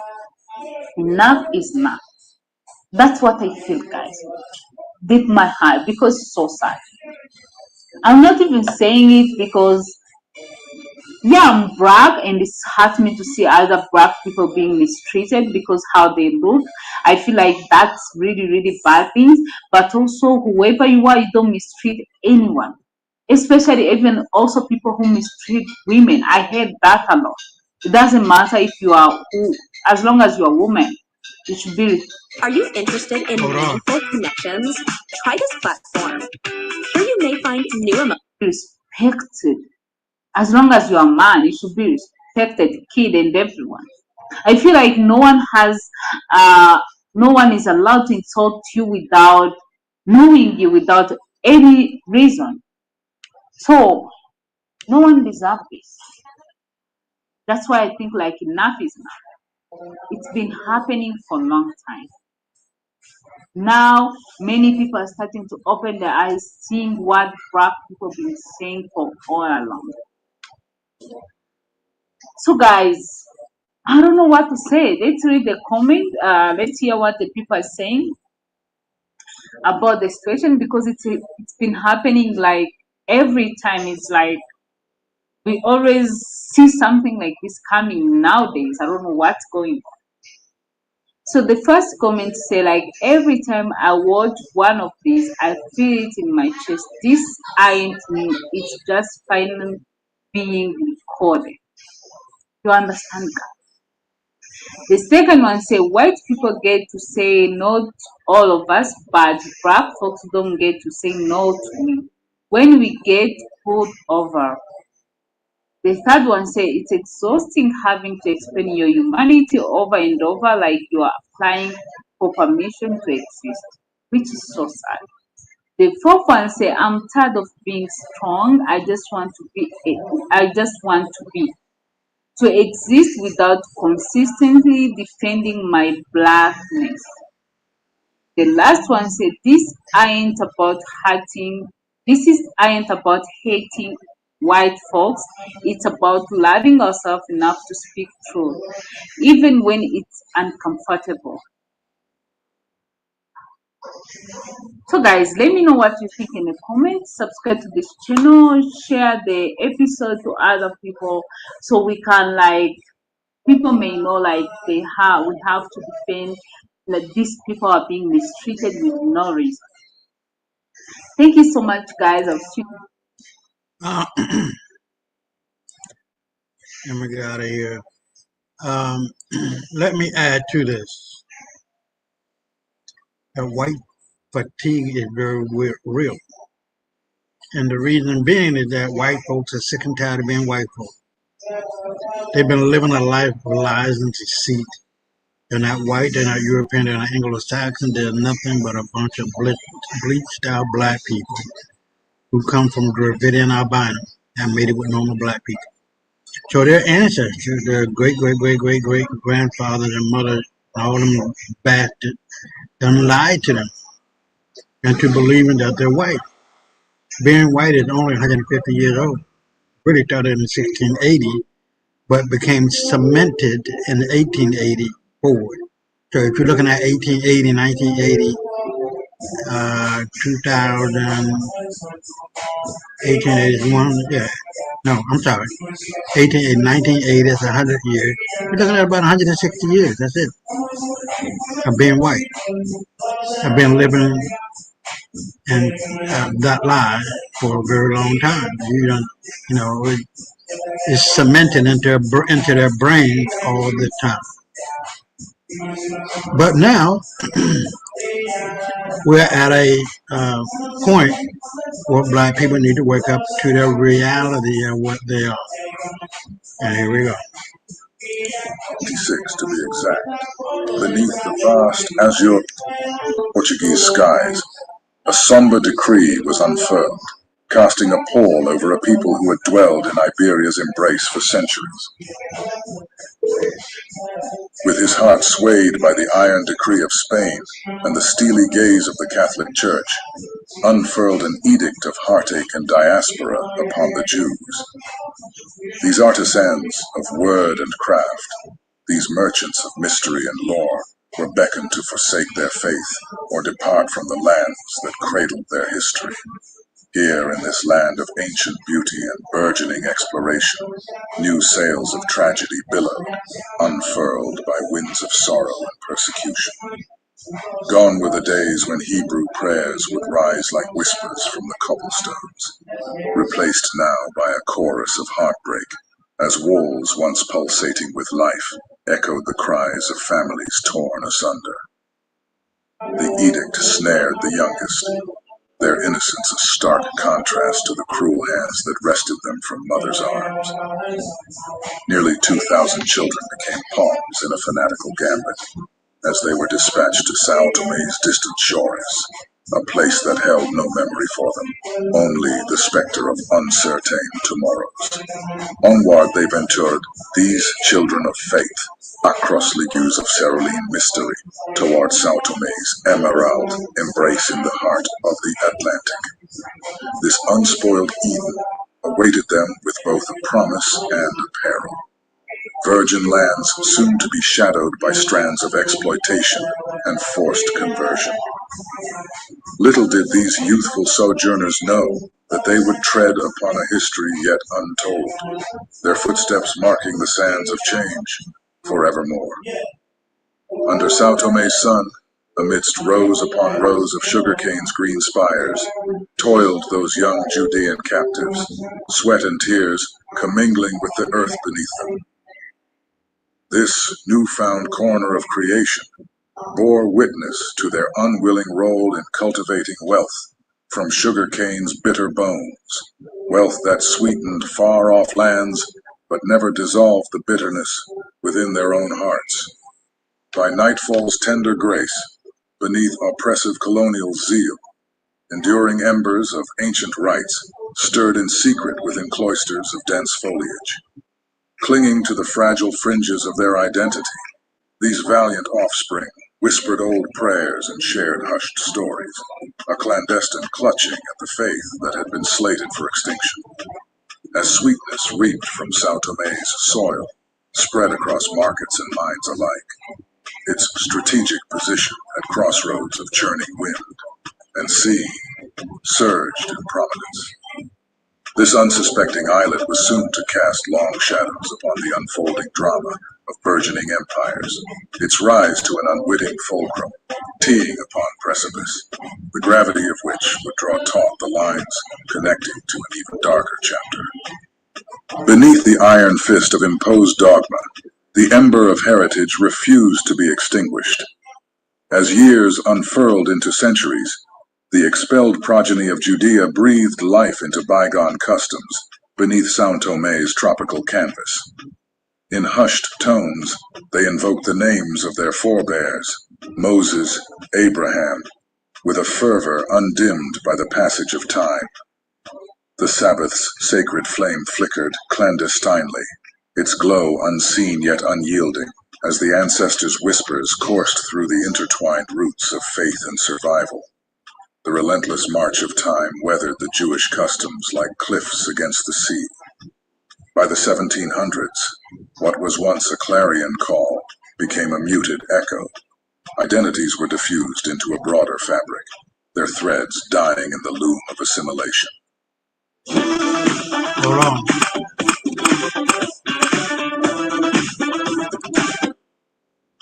Sao Tome's society, vestigial yet vapid of its origins, bore scant trace of the Judaic lineage. Yet somewhere in the kaleidoscope of faces, obscured stories yearned to be told. As Sao Tome burgeoned into an artery of the burgeoning slave trade, its turquoise waters became stained with the blood and tears of those enchained. Ships bore human pain as cargo, turning the island into a crucible where souls were bartered for gold. This dark trade sullied the land that once offered refuge, now irrevocably entangled in the sinew of empires built on human suffering. Haunting questions dangle in history's silent chambers. Might the descendants of Jewish children have been thrust yet again into the tormented tapestry of diaspora? Is it plausible that veins flowing through African Americans today carry whispers of a Hebrew past mixed in with the multitudes wrenched from Africa's embrace? In scrutinizing history's weave for evidence, we glimpse only shadows and outlines where full truths might have resided, an unsettling quietude where written records fail to confirm our surmises about these Jews in exile. Yet in this silence, the absence of evidence may deceive. Countless narratives rest just beneath the surface, awaiting discovery. Through relentless dedication to unravel these tangled threads, we stake a candle in history's obscure grottos.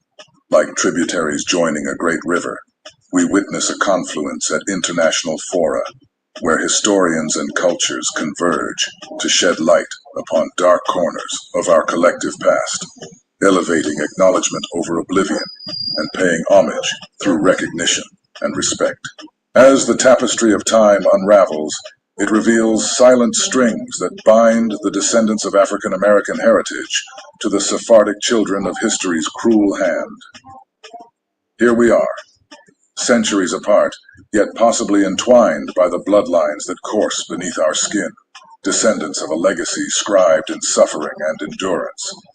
Could the strands of human experience, spun by trials of exodus, faith, and fortitude, weave together the narratives of African American resilience with Sephardic historical echoes? Stretched over the loom of adversity, tales intertwine, a shared fabric of cultural identity for those who courageously face the tides of fate. Here we stand in the arc of survival, a spectrum spanning continents and centuries. It's a tale of nations carved by iron wills and softened by shared humanity. This pantheon of strength celebrates survival and solidarity among seemingly disparate groups, united by common struggles and victories. Sweeping across West Africa's canopy of culture lie hidden relics, echoes of the past, displayed in daily customs, family names, and enduring traditions. Could these be the unvoiced keepsakes of those original Jewish refugees? Odyssey to Sao Tome? This sequence beckons us to explore these lingering questions, with each uncovering by relentless seekers of truth, dedicated historians, genealogists, and scholars. Long-lost narratives re-emerge from the recesses of oblivion. As they unveil newfound truths, they stoke the fires of memory, reviving names that once drifted untethered through time. In every heart's chamber echoes the solemn drumbeat of hope, for restoration, for reconciliation, for a Zion reached at last.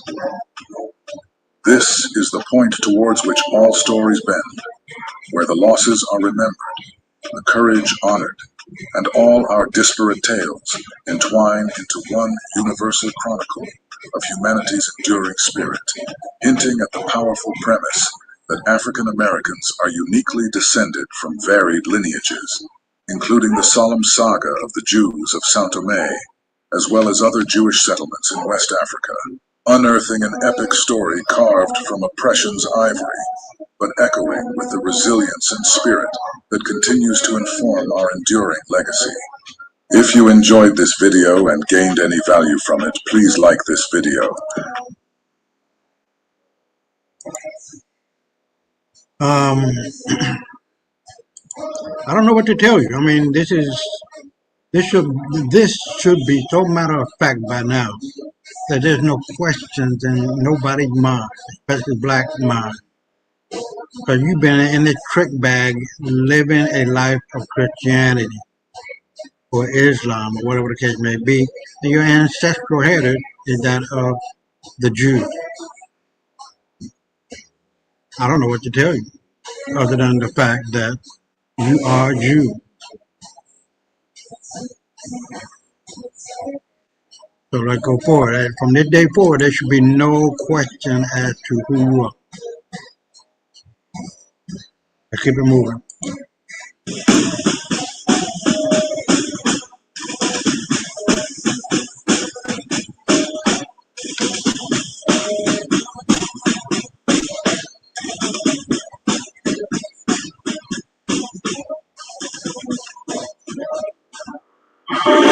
Egypt's army had even surpassed the United States, Turkey, and Israel in air defense forces and missiles with 1,100 rocket projectors, according to the Global Firepower Ranking.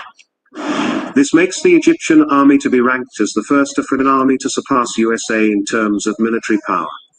The US Air Defense Forces were ranked in 6th place after Egypt, which was ranked 5th.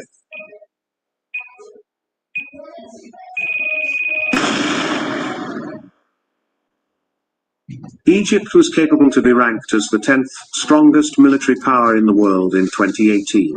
And this year, according to GFP, the Egyptian Armed Forces is the 12th globally. That was some time back, and that's why I'm saying that on this video that's not the case. Today I'm taking you through Africa's fastest growing military in Africa. In terms of training, the military has already been ranked top in Eastern African countries as the most strongest army according to the global firepower. And by the way, a disclaimer here. This video is only meant for educational purposes only. We are not trying to promote war or hatred among citizens. And before I start, you need to know that a powerful military should be able to secure a country's borders, defend against attack, provide a preventive deterrent against attack, and be able to effectively project power to support the country's interests abroad. What I mean here is that conventional military strength is measured in terms of defense spending, armed forces and organization, weapons and platforms, signature capabilities and Asian military posture. And this country that I'm going to take you through has almost everything that I have mentioned. You might be asking yourselves about the country I'm speaking about. Please let me explain. Welcome back to Teens Republic, the life-to-life educative channel. Before we continue, please subscribe to this channel. We promise you will have the best videos for you to watch and learn. I'm talking about Kenya. One of the main reasons Kenya brags these status is due to the size of its arsenal. Kenya brags various superpower weapons that even other developed countries in Africa lacks. For example, KDF is the only force in Africa to have the deadly FN SCAR rifle. The Special Operations Forces Combat Assault Rifle, SCAR, was specially made for the US Special Forces and is only available for use in less than 20 countries in the world. This weapon is regarded as the most powerful assault rifle ever invented and also the most expensive. Kenya is among the 20 countries who brag the use of the rifle and the only one in Africa. The Kenyan government, in conjunction with the Ministry of State for Defense, has always invested billions of shillings in the defense budget annually. The billions of shillings are directed in various departments in the Defense Ministry, but more money is directed in enhancing the Kenya Defense Forces armory. From its Chief of Defense Forces, Dr. William Ruto, who is fighting hard to make Africa a united nation. The country isn't left behind in terms of military. In fact, the country might surpass Egypt, Algeria and South Africa, which are the leading as the most powerful countries in Africa. Why am I saying this?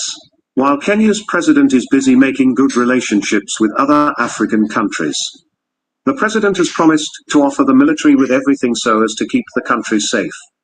On that case, let me say the things that are going to make Kenya Army lead on the Africa ranking. Starting with training.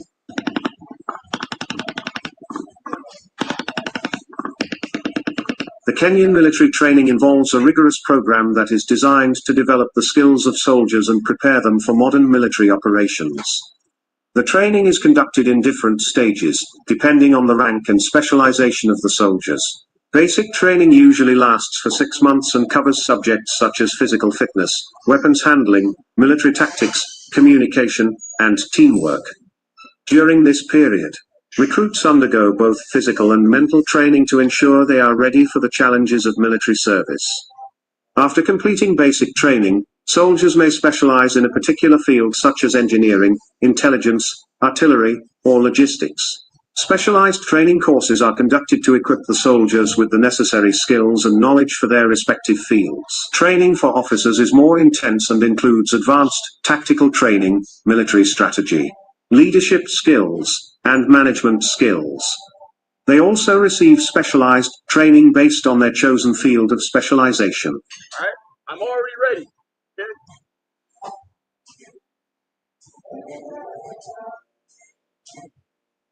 The Kenyan military also conducts joint training with other friendly countries, including the United States, United Kingdom, and China.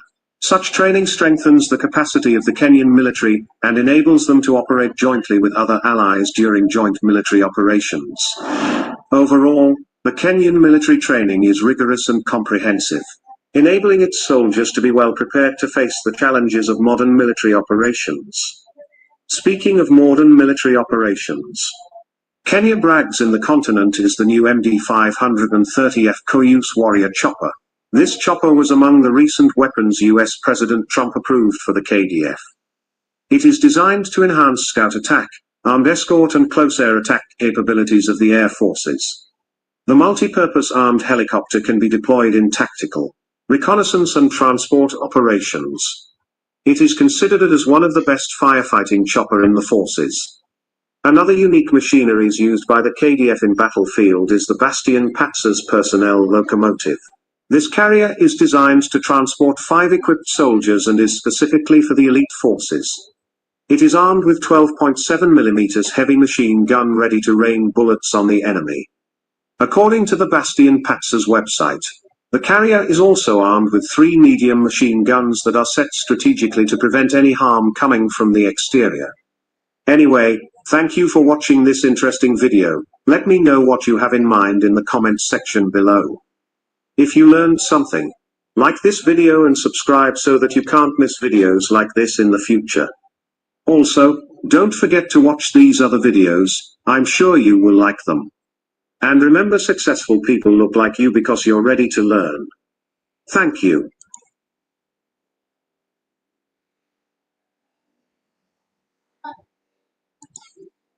Okay, so we're running it down. And this video, the next one dealing, and I'm pretty sure you probably heard, of a whites-only town in Arkansas. Now, I'm not going to play the whole thing, but I'm going to play a few minutes of it. Show me a single fucking video. I bet you can't find a video. What black person is mad at this? This group is now working on setting up another settlement in an area in Missouri. Now, I'm not one for segregation, believe me, but I believe I'll live next to whoever wants to live next to me. And if they don't, that's their business. But let's not act like black people haven't been segregating themselves for years. Yeah. Here comes the coon talk. The fucking coon babble.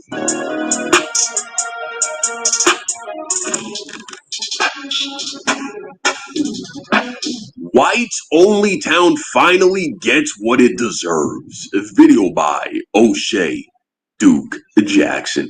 Let's check this out, man. Apparently they got a whites only town. Okay. A whites only town is being built in Arkansas. I didn't see this one coming. Meet Eric Orval. He's the co-founder of RTTL, which is Return to the Land. No. This gentleman and a few other white families have purchased 150 acres in Arkansas and also some land in Missouri. And they want to separate themselves from the rest of us. If you're white, you're in. If you're black, you're considered whack. If you're Jewish, they can't do this. Nice. I love it. I love this. Go. Please, go. And if you're Asian, I won't be visiting, you know. You can't persuade them. And if you're gay, not today. Man, not even the gay whites? Okay. Yeah, pretty much if you're not white, straight, and Christian, you just can't get into the club. Damn. And recently, he pulled up to... Now, I'm not going to play this all the way, but this is ridiculously funny. Now, I wouldn't give a fuck if they went into a motherfucking cave, which is where they come from, anyway. But this bastard here, do you know what he done or what he is doing with his wife? Selling her pussy online. Not literally, but in pornos with him and other people. That does it. You know what I mean? These motherfuckers couldn't be right if you, I don't know, if they tried to do the right thing. They always go back to that depraved nature of theirs.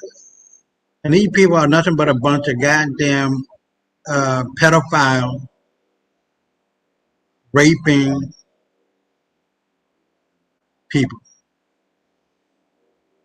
That's enough for me. I mean, I take it as you would like to take it, but these motherfuckers that have lost him, no, they're the same people. Different location, different everything. And this motherfucker here is selling his wife in videos of porno. I rest my case, people. I rest my case. Because these motherfuckers have lost their goddamn mind. They ain't shit and never will be. So, let's keep it moving. We're making good time. Now, all this time we've been talking about Africa and its comeuppance and its ability to stay united. And we're going to see over the day, week, month, year, decades, and centuries how powerful this continent is and how important it is in the overarching sense of the word and how it fits into the very framework of humanity. Because without black folks, the world could not be and would not be. Let go. This is incredible. There's a stone that has been discovered in Democratic Republic of Congo. It can light up a bulb. Some are calling it vibranium because of the movie Black Panther and what the vibranium represents.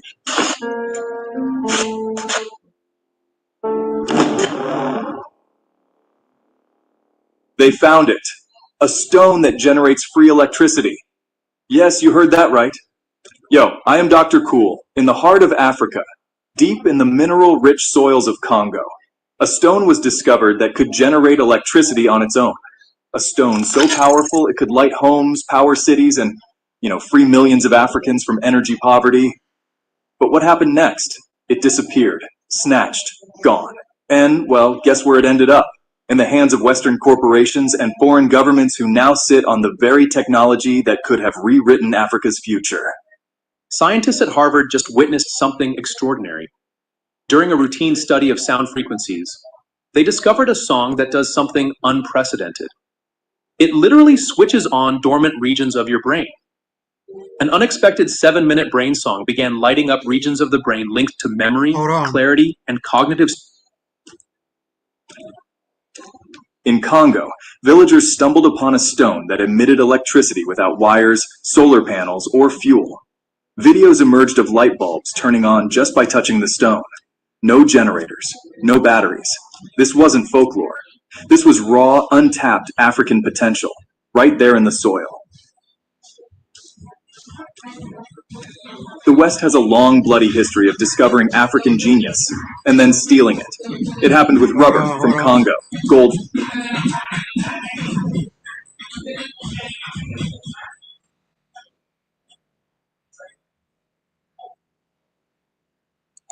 Ghana, uranium from Niger, oil from Nigeria, coltan from Congo again, used in every phone and laptop today. And now, electricity generating minerals. The same pattern repeats. Africa discovers. The West patents. Africa suffers. The West profits. They've mastered the art of disguising theft as development. So here's what happens. They send these so-called researchers, but honestly, they just end up extracting secrets. Then, they dangle funding in front of people, but only if they get exclusive access in return. And, to top it all off, they silence innovators with non-disclosure contracts. Contracts that, frankly, most can't even read. You know that free electricity stone from Congo? Yeah, it could have totally revolutionized the entire continent. But instead, it's powering Western labs, Western tech, and, well, Western profits, while Africans are still sitting in the dark. And look, this isn't just about energy, it's really about control. Because when you control electricity, you control, well, just about everything. Education, information, healthcare, development. By keeping Africa in the dark, the West maintains its grip. It makes us dependent on their tech, their aid, their solutions.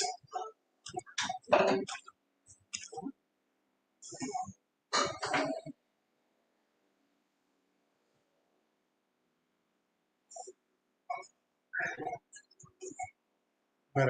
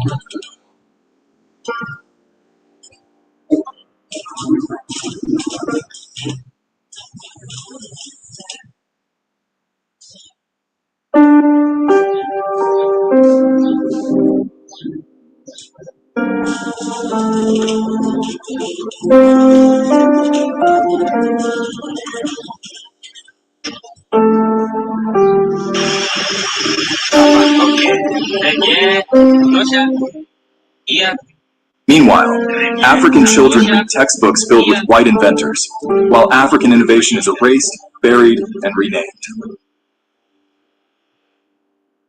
And the energy stone? Well, it's not just a mineral. It's a symbol of what we had, what was taken, and what we must reclaim. You know, Africa doesn't lack talent. Africa lacks protection.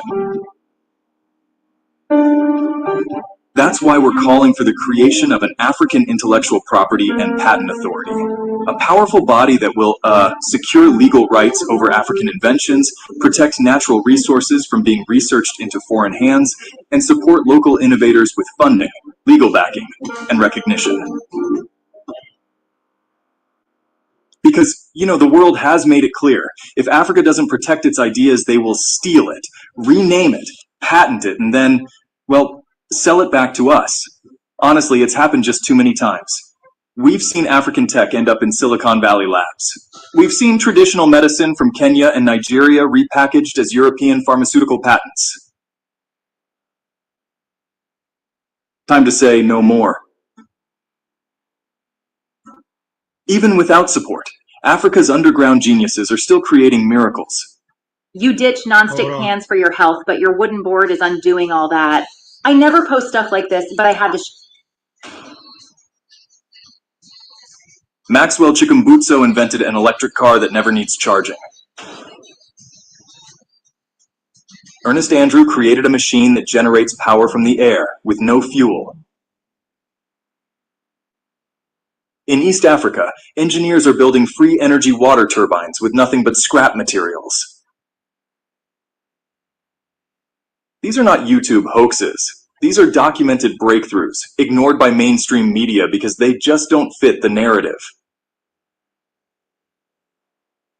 But if these innovators had even 5% of the support Western inventors receive, Africa would be, honestly, unstoppable. This is more than a video. It's a movement. This is a movement to reclaim African innovation. It's about protecting African resources, rewriting the global narrative, and, inspiring the next generation of African inventors. So, if this message speaks to you, don't just scroll away. Go ahead and click subscribe. Join a growing army of voices speaking truth. And hey, tap that bell icon so you never miss a story they don't want you to hear. Drop a super thanks, because honestly, every coin helps us support real African innovators who are ignored by billion-dollar platforms. And most importantly, share this video. Send it to your brother, your cousin, your teacher, your leader. Because until we tell our own stories, the world will continue to lie about us. So the world is changing fast. Energy is the new currency, and honestly, whoever controls it controls the future. Africa must not just be a resource, Africa must be a producer, a patent holder, and above all, a protector of its brilliance. The energy stone from Congo may have been stolen, but our spirit?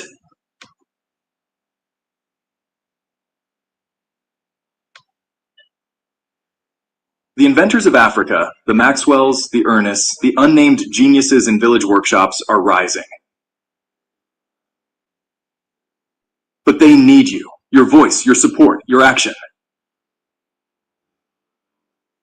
Because if we can stand together to protect our innovations, we won't just change Africa, we'll change the world. This is incredible. Africa is not behind. Africa was held back. The Congo stone proves what we always knew. Africa isn't lacking miracles. Africa is the miracle. Now it's time to protect it. Subscribe, support, share, because history is being rewritten, and this time we're holding the pen. We're holding the pen, ladies and gentlemen. All right, so this video again, I'm here to tell you, Africa is on the rise, people. White folk, better known as the West, are frightened out of their motherfucking mind because they know it's over. Once we get control economically, the political angle, and being politically dominant is a natural offset of that. Then you get into our own spiritualness of our ancestors. It's over. It's over. There you go. Breaking. 48 African Army generals meet to form one Africa Army Command Unit.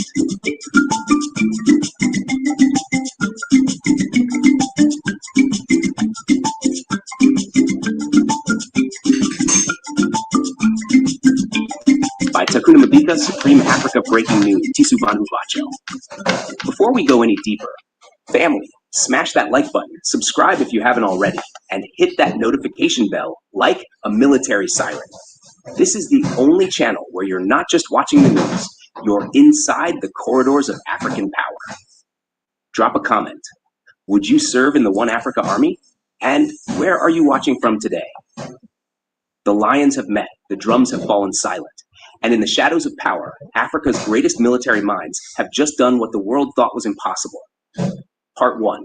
Inside the Monday meeting, 48 generals, one vision. This past Monday, July 14th, 2025, deep inside the AU Continental Military Headquarters in Goma, DRC, 48 of Africa's top army generals met behind closed doors to finalize what insiders now call the Unified Command Act of the One Africa Army. According to leaked documents obtained exclusively by Savien, this was the final session of a 3-year military harmonization process. The document is titled AFRDEC 1, Final Mandate for Continental Command Integration. What does that mean? Simple. The One Africa Army is no longer a dream. It's real, it's structured, it's ready, and the continent will never be the same again. Part 2. How the Army structure works. Rotating power, regional balance. The final command structure, according to insiders from Protocol Black and General Umoja, looks like this. Supreme Continental Commander, SCC. 18-month rotating leadership between Africa's 5 regional commands. North, West, East, Central, Southern. Deputy commanders, each from the remaining 4 regions. Shadow Command Board, a secret oversight group of elite generals and intelligence chiefs with authority during emergencies. Continental Peace Battalion units, CPBUs. 10,000 personnel special forces, each assigned per region, ready to deploy on 48-hour notice. This structure mirrors the politics of the One Africa government, rotating leadership, balanced power, and united execution. Part 3. Meetings that led to this, years in the making. You might think this happened overnight. Wrong. Here are key historic meetings that laid the foundation. Accra Military Ethics Charter, 2023. First agreement to align soldier conduct across Africa. Lusaka Weapons Standardization Program, 2020.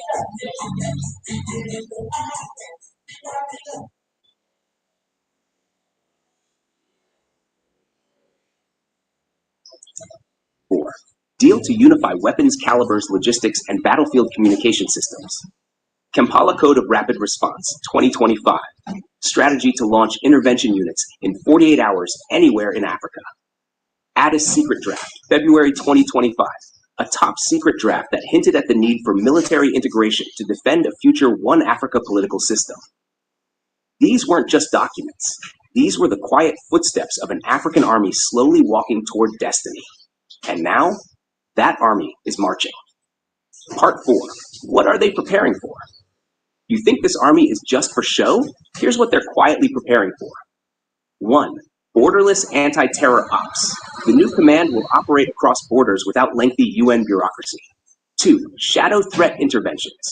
A specialized ghost protocol unit will handle black ops where African sovereignty is compromised. 3. Crisis response. Earthquake in Malawi, coup attempt in Guinea, oil sabotage in Angola. The One Africa Army moves before CNN even hears it. 4. Digital warfare. The AU Cyber Command, codenamed AfroCypher, now runs AI-based surveillance and digital defense across 30 member states. 5. Foreign-based surveillance. There are 50-plus foreign bases in Africa.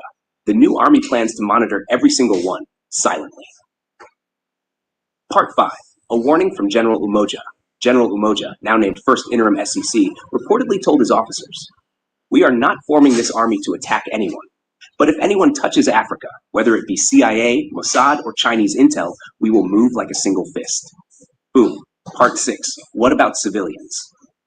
Good question. The new command includes a civilian engagement arm, CEA, made up of lawyers, journalists, women peace mediators, tech developers, cultural advisors.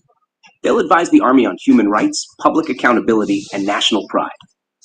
Mama Pan-Africa, who sits as a civilian observer, told SABN, "This isn't a junta. It's a new African philosophy of strength with wisdom." Part 7. Military bases being built as we speak. Our sources from Shadow Unit Zulu can confirm that over 17 new forward operation bases, FOBs, have either been built or are under construction, including Samburu Base, Kenya, for East African mountain warfare training, Matobo Fortress, Zimbabwe, a natural cave-based command center, Nuadibu Coastal Station, naval surveillance for Atlantic operations, Benua Command Hub, drone operations and intelligence training, Tana Delta Cyber Bay, home of Afronet, Africa's secure military communications satellite center. And all these bases are connected through what they call the Black Nerve Grid, a military fiber optic and satellite system separate from civilian telecoms. This is real, bro. Part 8, Shadow Units. Yes, they're active. Now to the juicy part. Sources confirm the existence of Shadow Unit Zulu, elite assassins who neutralize high-level threats, Echo Blade Unit, undercover ops that operate within AU parliaments, Desert Ghosts, Sahara-based drone strike coordinators, Unit ZAM, specialists in underwater sabotage from Mozambique to Libya. These are not stories. These are operations. You just don't hear about them, unless you're on Sabbath. Part 9, Global reactions already rolling in. Just in the last 48 hours, France allegedly called for an emergency EU-African security dialogue. China has increased funding to the African Continental Defense Innovation Program. The US reportedly warned internal military contractors to monitor AU movement closely. Why? Because a strong, unified African army changes everything. It means no more puppet play. It means fewer contracts. It means a new African tone. The Polo Street leather bag is made for those who value elegance without sacrificing practicality. Genuine leather, refined is... And this one doesn't whisper. Part 10, Comedy Zone, because power needs humor. One meme trending from Kigali. When the One Africa Army forms, and your uncle in the village gets deployed to stop a coup in Tunisia. Another one, African soldiers before, we wait for UN. One Africa Army now, we are the UN. And someone tweeted, Shadow Unit Zulu, please help me remove my ex. He's a threat to my national peace. Even war needs jokes. Takunda's final word. My people, we're not just reporting history, we're living it. Africa is building the most powerful continental army the world has never seen. Quietly, wisely, unstoppably. And what does that mean for you? It means the future is changing. Fast. Soon, your sons and daughters might wear a badge that says, One Africa, one uniform, one mission. You'll drive past military zones not guarded by foreign flags, but by ours. You'll hear news of conflicts and know that Africa has its own tools, own boots, own generals ready to defend not just countries, but civilization on this continent. Like, share, subscribe, comment below. Would you join the One Africa Army if they opened a civilian peace division? And remember this, we are inside the corridors of African power. Not to spy, but to empower. Supreme Africa breaking news. We don't just break news, we break silence. Stay tuned, more is coming. All right. If you don't see it, you will feel it. And see it in the future, the near future. But it's over.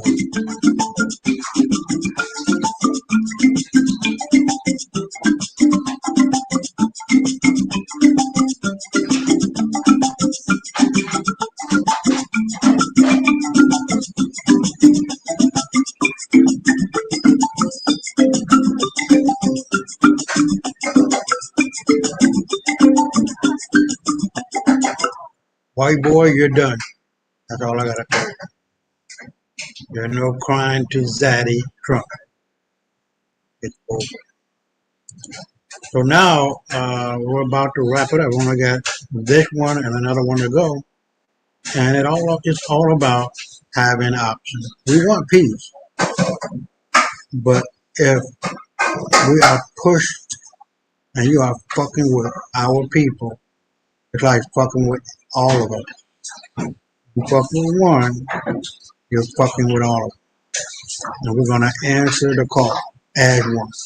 One voice, one vision, one fist, one way, one continent, one constitution, and one powerful voice. We go at it.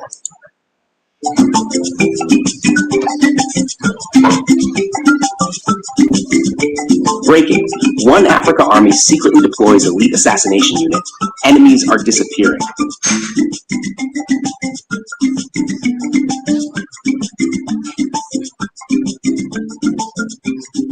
By Takunda Maviga, Supreme Africa Breaking News, SABN. Tisu Banhu Vacho. This is not a drill. This is not politics. This is a purge. Part 1. Classified leak from Protocol Black Insider Protocol Black. The anonymous AU technician with deep access to encrypted files has just leaked a classified directive showing the One Africa Army has deployed a covert assassination unit known only as Shadow Unit Zulu. Their mission? Not to fight wars, but to erase those sabotaging the One Africa government from the inside and outside. According to the leaked document, Shadow Unit Zulu was approved under the Emergency Powers Mandate of the African Unity Charter, revised at the 2025 Addis Security Convention. The unit's activities are not subject to parliamentary disclosure and are directly overseen by the Continental Special Threat Council, a body previously unknown to the public. These are the ghosts that keep the dream alive, said General Umoja, our insider and former peacekeeping commander. The victims are already falling. 3 top-level cybersecurity contractors in Ghana, Tunisia, and Ethiopia have gone missing in the last 11 days. They were all working on AfroGold database protection, which stores metadata on Africa's new digital currency. One was found dead in Nairobi. No fingerprints, no footage, no trace. The second vanished from a hotel in Rabat, last seen speaking to a man in AU military fatigues. The third's car exploded outside a private embassy in Addis Ababa. Each case was ruled non-political by local authorities. But insiders say all 3 had submitted reports warning of unauthorized foreign access to AfroGold servers. AU has not denied these events. In fact, an anonymous AU advisor told CBN, "We're past the stage of talking. This is survival. They attack with fake news. We respond with erasure." Shadow Unit Zulu, what we know, according to General Umoja, this unit was formed in April 2025, trained in 3 top-secret locations, Lesotho Mountains, for alpine stealth tactics and wilderness erasure. Mogadishu Coast, specializing in amphibious black ops and maritime infiltration. Djibouti, satellite hacking and counter-intel drills with foreign advisors. Shadow Unit, Zulu soldiers are handpicked, not from AU regular forces, but from military prisons, intelligence exiles, and battlefield ghosts. They carry no rank. Their uniforms are unmarked. If captured, they are disavowed. No flag, no badge, just the mission, says Insider General Umoja. Their motto? See nothing, leave nothing, erase everything. Part 4. Who are they eliminating? According to a redacted kill list leaked by Protocol Black, the targets include 1. Foreign intelligence mules pretending to be NGO workers. 2. African billionaires funding anti-One Africa propaganda. 3. Rogue AU members leaking AfroGold blueprints. 4. Military officials attempting to smuggle data to foreign powers. 5. Journalists working on exposés of AU's underground server vaults. In one incident, a South African media firm allegedly preparing a documentary titled Inside One Africa's Dark Files went offline for 72 hours. Its editors later denied the project even existed. This isn't just defense anymore. This is continental sanitization. Part 5. Is this legal? AU refuses to answer when asked by international journalists. AU security officials refused to confirm or deny the existence of Shadow Unit Zulu. One official stated only, "We are at war, not with guns, but with influence. In war, some things are better left unsaid." Chairman Shadow, the high-level AU strategist who has leaked several internal memos to BN, left this chilling quote, "Let the world scream human rights. We are choosing African survival over foreign applause." Human rights organizations are now demanding transparency, calling the unit Africa's Ghost CIA. But for now, there is silence from AU headquarters. Part 6. Psychological warfare has started. Shadow Unit Zulu isn't just eliminating threats. They are allegedly conducting psychological warfare, leaking fake stories to bait enemies, infecting digital files with self-detonating code, sending encrypted threats with names, GPS coordinates, and banking data to instill fear, disabling security systems before a takedown. A Zambian senator resigned after receiving a single image, his wife at the market, time-stamped with the caption, "We see you, so do your enemies. Choose wisely." A former spy who fled to Switzerland said, "Shadow Unit Zulu plays chess in the dark, and you only realize you're the pawn when you've already been sacrificed." Part 7. How they operate. Erase and vanish. The unit is believed to operate using black hole technology, not sci-fi teleportation, but a military term for off-grid communication, EMP jammers, and blackout zones during missions. Their tools include one-time drones that self-destruct, voice-altering masks to impersonate targets, chemical silencers leaving no trace of cause of death, nano-trackers the size of rice grains implanted via handshake. These methods allow the unit to execute without trace. They make Mossad look like amateurs, said a European defense analyst. Part 8. What this means for Africa. Now, if Shadow Unit Zulu is active, opposition spies will vanish without explanation. Media whistleblowers may go silent. Foreign tech contractors will think twice before installing malware into AU systems. For the average African citizen, it means this. Africa is no longer the hunted. It has become the hunter. Mama Pan Africa, a strong advocate for civilian safety, warned, power without people becomes tyranny. We must watch this force closely. But others on the continent feel differently. In Kigali, a university student told Sagen, "For once, I feel protected by something bigger than my own flag." Part 9. International Panic. Who will they hit next? A leaked MI6 cable reportedly calls the unit the most dangerous unregulated force in African history. French intelligence has allegedly begun withdrawing diplomats from Algeria, Senegal, and Kenya, citing undisclosed threat levels. The CIA has launched a counter-Black Ops desk, but admitted in an internal report, "We do not currently know who leads Shadow Unit Zulu or how to intercept them." It is the first time the US has publicly acknowledged powerlessness against an African covert unit. Part 10. Was this always the plan? According to insiders, yes.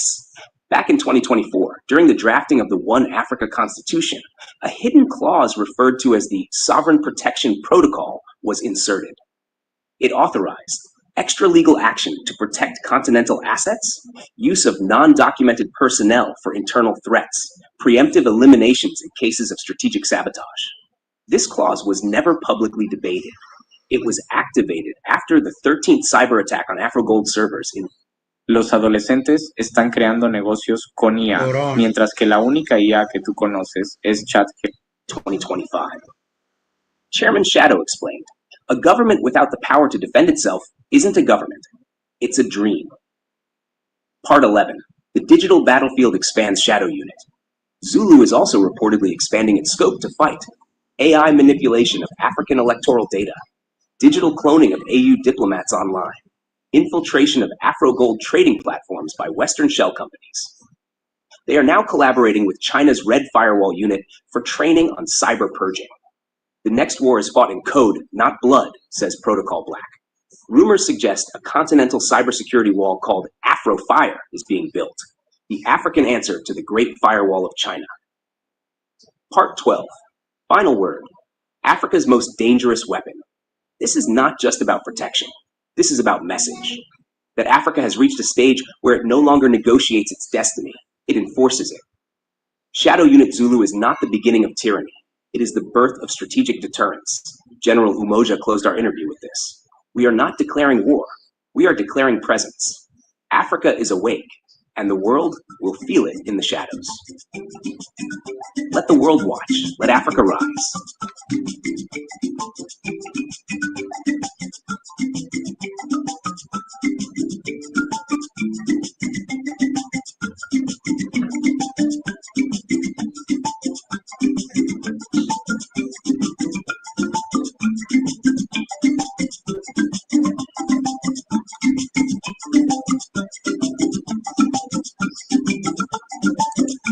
Well, you heard it. We're down now to the last bit of the video that we had. So for those who are watching, I truly appreciate you sticking around. And let's get at it. Then I can relax. The video deals with Europe is falling. France losing big time in Africa. Their children are now running to Africa. Really? Let's see why. You and yours are well, and your loving servant notice like always. Many thanks to all of you for the support you give to the channel. Thank you so much to our channel members, to our anonymous supporters, to all of you my team subscribers. We love, celebrated, and of course appreciated. I want to take your mind back to something that happened. It's not been long, but I'm taking your mind back, and then the strategy that these people always indulge in. Okay, whenever they know that Africans are holding them on their word, and they know that whatever they have said in one way or the other got leaked, they would want to make you believe that it is false, it is not true anymore. We remember when the former French economy minister, Thierry Breton, said something about Macron's Africa policy. He said, I'm going to read that to you, then we continue. Now he said, and I quote, "It was Emmanuel Macron's stupidity that opened the eyes of Africans." Okay, I believe many of you saw that video. It went viral at one point. One thing is certain, If France loses its colonies, our children and grandchildren will go to Africa in search for their livelihood. Immigration will change direction. Macron needs to go, or France will suffer. Europe needs to unite to fight this new African vision. Mali, Niger, Burkina Faso, and other countries will follow suit. If one of the UG's heads fall, the others will abandon the vision. Africa has no history, therefore, Africa cannot run the world. As it is right now, they are saying that it is false, it is not true. This is one of their strategies. The moment they discover that Africans are beginning to roll them by their word and deal with them accordingly, they say that whatever it is that is going viral is false. I want us to deliberate a little bit on this so-called false statement of this former French economic minister. He said that it is the stupidity of Macron that will open the eyes of Africans. When you look into what is happening today in Africa, a lot of Africans' eyes are open. Remember that discussion we had here, where that young man, that youth was saying that now their eyes are open. It is true, the eyes of Africans are not open, Your Majesties. And it is because of the stupidity of their son, Macron. So they are not happy at this point that the foolishness of Macron led to them losing face in the whole of the Sahel region. And that is why they are doing everything. Reading further, he said, if they lose their colonies, because they don't see Africans as human beings, they don't see us as people worthy to be equals with them. He used the word colonies. I refuse to believe that this post is false. I refuse to believe that this man didn't say this. Do you know the amount of things they say behind closed doors? Did you see that video clip I brought here about how one of them was seriously, discussing that Africa has to remain poor for them to survive? I brought you that information here. Most of you did not watch that video. Some of you watched it. I'm still going to leave that clip here so that you can see and understand that the statement of this former French minister is never false. This is true. Okay? If it's nowhere in any of their platforms, it is because they brought it down. They don't want people to discover their weakness. That is why I'm bringing this discussion here. If you feel this is not an important discussion, that's fine. But I feel that this is one of their strategy. The moment we understand and begin to work accordingly, based on their own statement, they tell you that what they say is false. He said that if they lose their colonies, that their children and grandchildren will come to Africa in search of livelihood. It will turn around, the whole situation will turn around. And is the situation not turning around now? Still up here, I brought you the videos of how a lot of Europeans are becoming Africans. Their children are claiming to be Africans right now. It's happening. We can see that it is happening. If I thought this is a fake statement of his, or it's a fake speech of his, or whatever, but I think it's a prophecy. It's a prophecy that has come to pass. Okay? We have seen that Macron is stupid. We have seen the stupidity of Macron. And we have also seen that France has lost its colonies in the Sahel. And again, we have seen that a lot of Europeans, their children are running to Africa and claiming to be Africans because they are in search of daily bread. They want to survive in Africa. We have seen that as well. Let's continue. Now, it said immigration would change direction. Has immigration not changed direction? Is it not changing direction? Europeans are migrating now to Africa in huge numbers.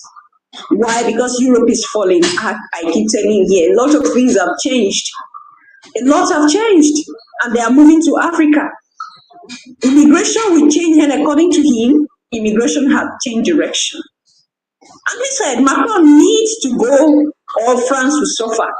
He believes that the more Macron remains in office, France will suffer. Is Macron not in office? Is France not suffering?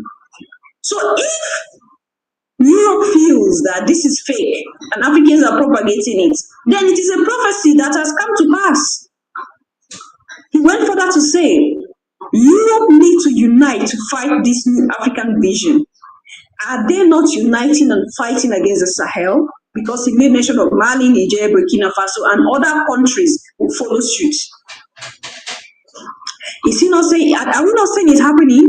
We had a discussion recently of how they are forming new attacks on the Sahel, working together, using Ukraine to deal with the Sahel, especially Mali. Are we not seeing that happening? It is happening. We are seeing that before our face. Okay? So, he said something at the end. He said, Africa has no history, therefore Africa cannot run the world. It's unfortunate, but this is what we are seeing, the way these people look at us. They don't see us as equal partners. They don't see us as equal players. They feel that we are slaves and slaves will forever be. And they have the mind, the audacity to come out and say that Africa has no history and that Africa cannot run the world. When Africa was running the world, ruling over his ancestors, where was he? We refuse to accept that we are weak. We are not weak. We have ruled the world and we can still rule the world. We only need to change our mindset, the way we think, the way we see things, okay, and accept that we are powerful people, and that is all. That is all. We have the power because we have the resources. If Africa is so powerless, Africa does not have vision, Africa cannot rule the world, Africa does not have history, what are you doing in Africa? What have you been doing in Africa, roaming up and down, stealing our resources? Was Africa, Niger, Burkina Faso, Mali. Now that Africa has stood up to the West with a firm hand and a firm grip and has taken their country back, oh, France, you want to negotiate a fair price? We'll think about it. They have put themselves in the driver's seat. Supply and demand. Africa's got the supply. And in France, electricity is the demand. Here comes Africa. There are dozens of African countries where France is printing a currency of its own, the France of the colonies, and with that currency, French debt is financed. If France didn't have African colonies, which it's impoverishing, it would be the 15th world economic power, and instead it's amongst the leading ones because of what it's doing in Africa. So before anybody gets ahead of themselves here, we have to wonder what Africa is thinking right now as far as how they're going to sell off the resources and when they're going to sell off the resources, or if they're going to sell the resources once against France, or is France going to have to go ahead and suffer the circumstances that Africa has put on. It's sort of like a sanction from a more poverty-known country, which is now becoming a more favorable country in the world. Is how is Africa going to play this out? Well, one of the major factors that you would have to consider is the supply is how much and the demand is how much. You want to get that demand up as high as you possibly can. Is French right now in a position of demand where they've never seen before? Let's go ahead and go over that Washington Post article that says they're basically on DEFCON 4. The article reads as such. French President Emmanuel Macron named François Bayrou, centrist, as prime minister on Friday in a bid to restore stability after a non-confidence vote. Non-confidence votes toppled the shortest-serving government in modern French Republic. That's horrible news for Macron and for France in general. The new prime minister must now try to cobble together a government and get a handle on France's spiraling deficit and debt burden in a way that satisfies enough of the warring political factions to keep everything from crashing down again. European allies are looking for France and neighboring Germany also in a political and financial turmoil, because Germany is affected as well by the fuel from Russia, for one being the pipeline and the war in Ukraine, as well as the African kicking out France and not being able to reap their harvest on the resources of Africa. To get their affairs in order at a time when a President-elect Donald Trump is threatening to launch a trade war and pivot the U.S. position on Russia's war in Ukraine. So there's Donald Trump as well jumping in and putting more pressure on France in Ukraine to stop the war. And we all know that President Trump is no big fan of France. So France is in a bind now between a lot of the countries in Africa and America. So this is a really crucial time for France to start making a deal. The price can go up. Price is right now probably a good time to sell. I'm just saying, but with faith and patience, you inherit the promise. So patience is a good thing. No one knows the difficulty of the situation better than I do, Beirut said during a red carpet ceremony for the transition of power at the Prime Minister's official residence. He acknowledged the extent of the challenges that lie ahead, called for reconciliation of recriminous divisions, and described curbing debt as not only a financial priority, but a moral issue. Facing backlash over the political turmoil, Macron has called on the country's fractious parties to make compromises in the national interest. France has alternated through periods of political chaos and paralysis since June, when Macron announced early legislative elections. But the election resulted in a bitterly divided legislature, and the government that took office in September was threatened with a collapse at any moment, its fate ultimately resting in the hands of the far-right leader, Marine Le Pen. So here's Macron again, a far-left Democrat socialist that just wants to, enslave. But now he's facing backlash as the country is going more into a right-wing conservative family value tradition, and now he's dug himself in a hole that he just can't get out of, with both Africa now and America coming in and saying we're not really willing to deal with you guys much anymore. So I think we're going to have to see a level playing field take place very soon, or France can say goodbye to all of their hype and glory they've vested in for the last 300 years, which it's a new day. It's a new day for the world. It's a great day for Africa. And it's also opening a new playbook for Africa and how they're about to deal with the web. Anyway, I'm going to leave you here. Leave your thoughts and opinion there at the section. I will see you in my next one. Until then, love yourself, love others, stay safe, stay positive, always your majesties. Bye for now. All right, so let's wrap it up. And allow me to do my final comment. It's really simple. Fuck all white folk. Enough is enough is enough. The table that they have built. My blog post had to write an ebook in 7 steps. I just pasted the URL here, clicked fetch, and then I chose one of. Hold on. So they have the white people have built a table for themselves. Senator Bernie Sanders is an independent of Vermont and serves on the Finance Committee. Okay, sorry about that. White people have built a table for white people. They've had a 300-400 year start. They were given 250 million, 300 million acres of land, free. Equipment for farming, animals, all of that free in America. Not even counting or looking at the world as a whole. What they stole, what they killed, what they lied about, what they robbed black folk in America and around the world, how they stole black wealth in the tens of trillions. No, I would say around about $80 trillion, if not more. Not just land and the trees and the oil and the diamonds or whatever else, or gold that was on it.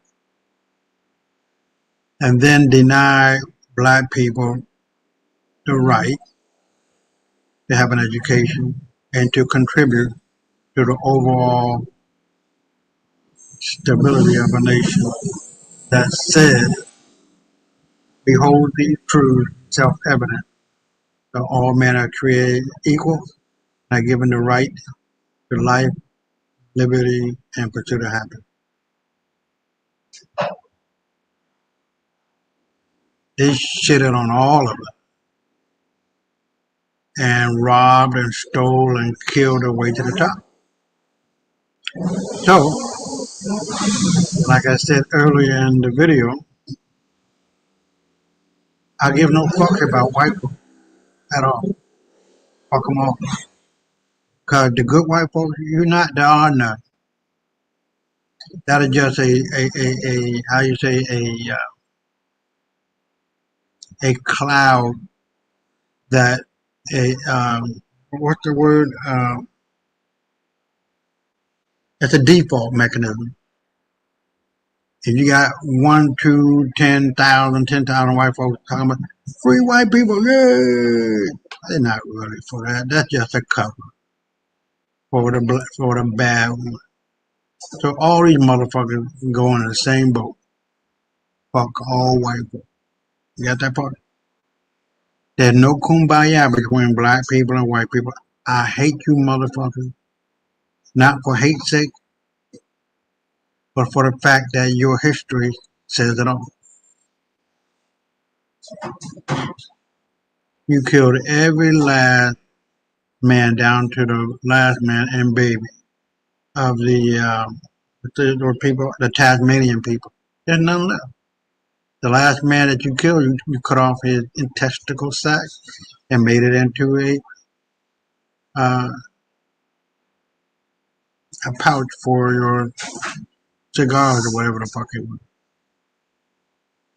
So history is replete with your depravity, white boy. You have no onus, you have no ability to care, to empathize, nothing. You lost whatever you had and the ability to show that your humanity is of some value. You have no humanity. You have no ounce of humility, of kindness, generosity.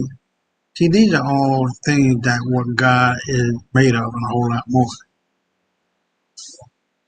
You used your position for your own good, not for the greater good of humanity. And therefore you have lost your position. And therefore you're going to pay the price. The sins of the father and mother is always visited upon their children. Your children will never know peace. Peace of mind, and their hearts will run with fear when they see a black man or a black woman coming. You will step aside and bow down and kiss our feet. And that's how it's going to be. You reap what you sow, and so shall you reap what goes around comes around. I didn't write the motherfucking law. It is what it is. And all in all, the world is fading back to black. It is an idea whose time has come. And it's just going to get stronger and stronger and stronger and stronger. Africa will rule the world again and forever. See, this is the third strike you got, white boy. We killed you and got you out of Egypt. We killed you and got you out of Spain and Rome. We're killing you now to get you out of the way. Because all you do is just delay progress. That's all you do. You don't bring progress to the table. All you brought to the table was death, destruction, disease, and despair. Well, fuck you. I'm not, and I would not, and I will not drop one iota of a tear for your baby dying, for your recent born dying, for your kid, teenager dying, middle-aged people and old people. Fuck all you. One of us is worth all you motherfuckers. We're the real Jews. And you know who we are. But you just don't want to keep going. You just don't want to stop going down that road of destruction. You painted yourself into a corner and you cannot get out of it. So with that, for the next 24/7, 365, stay black. Peace.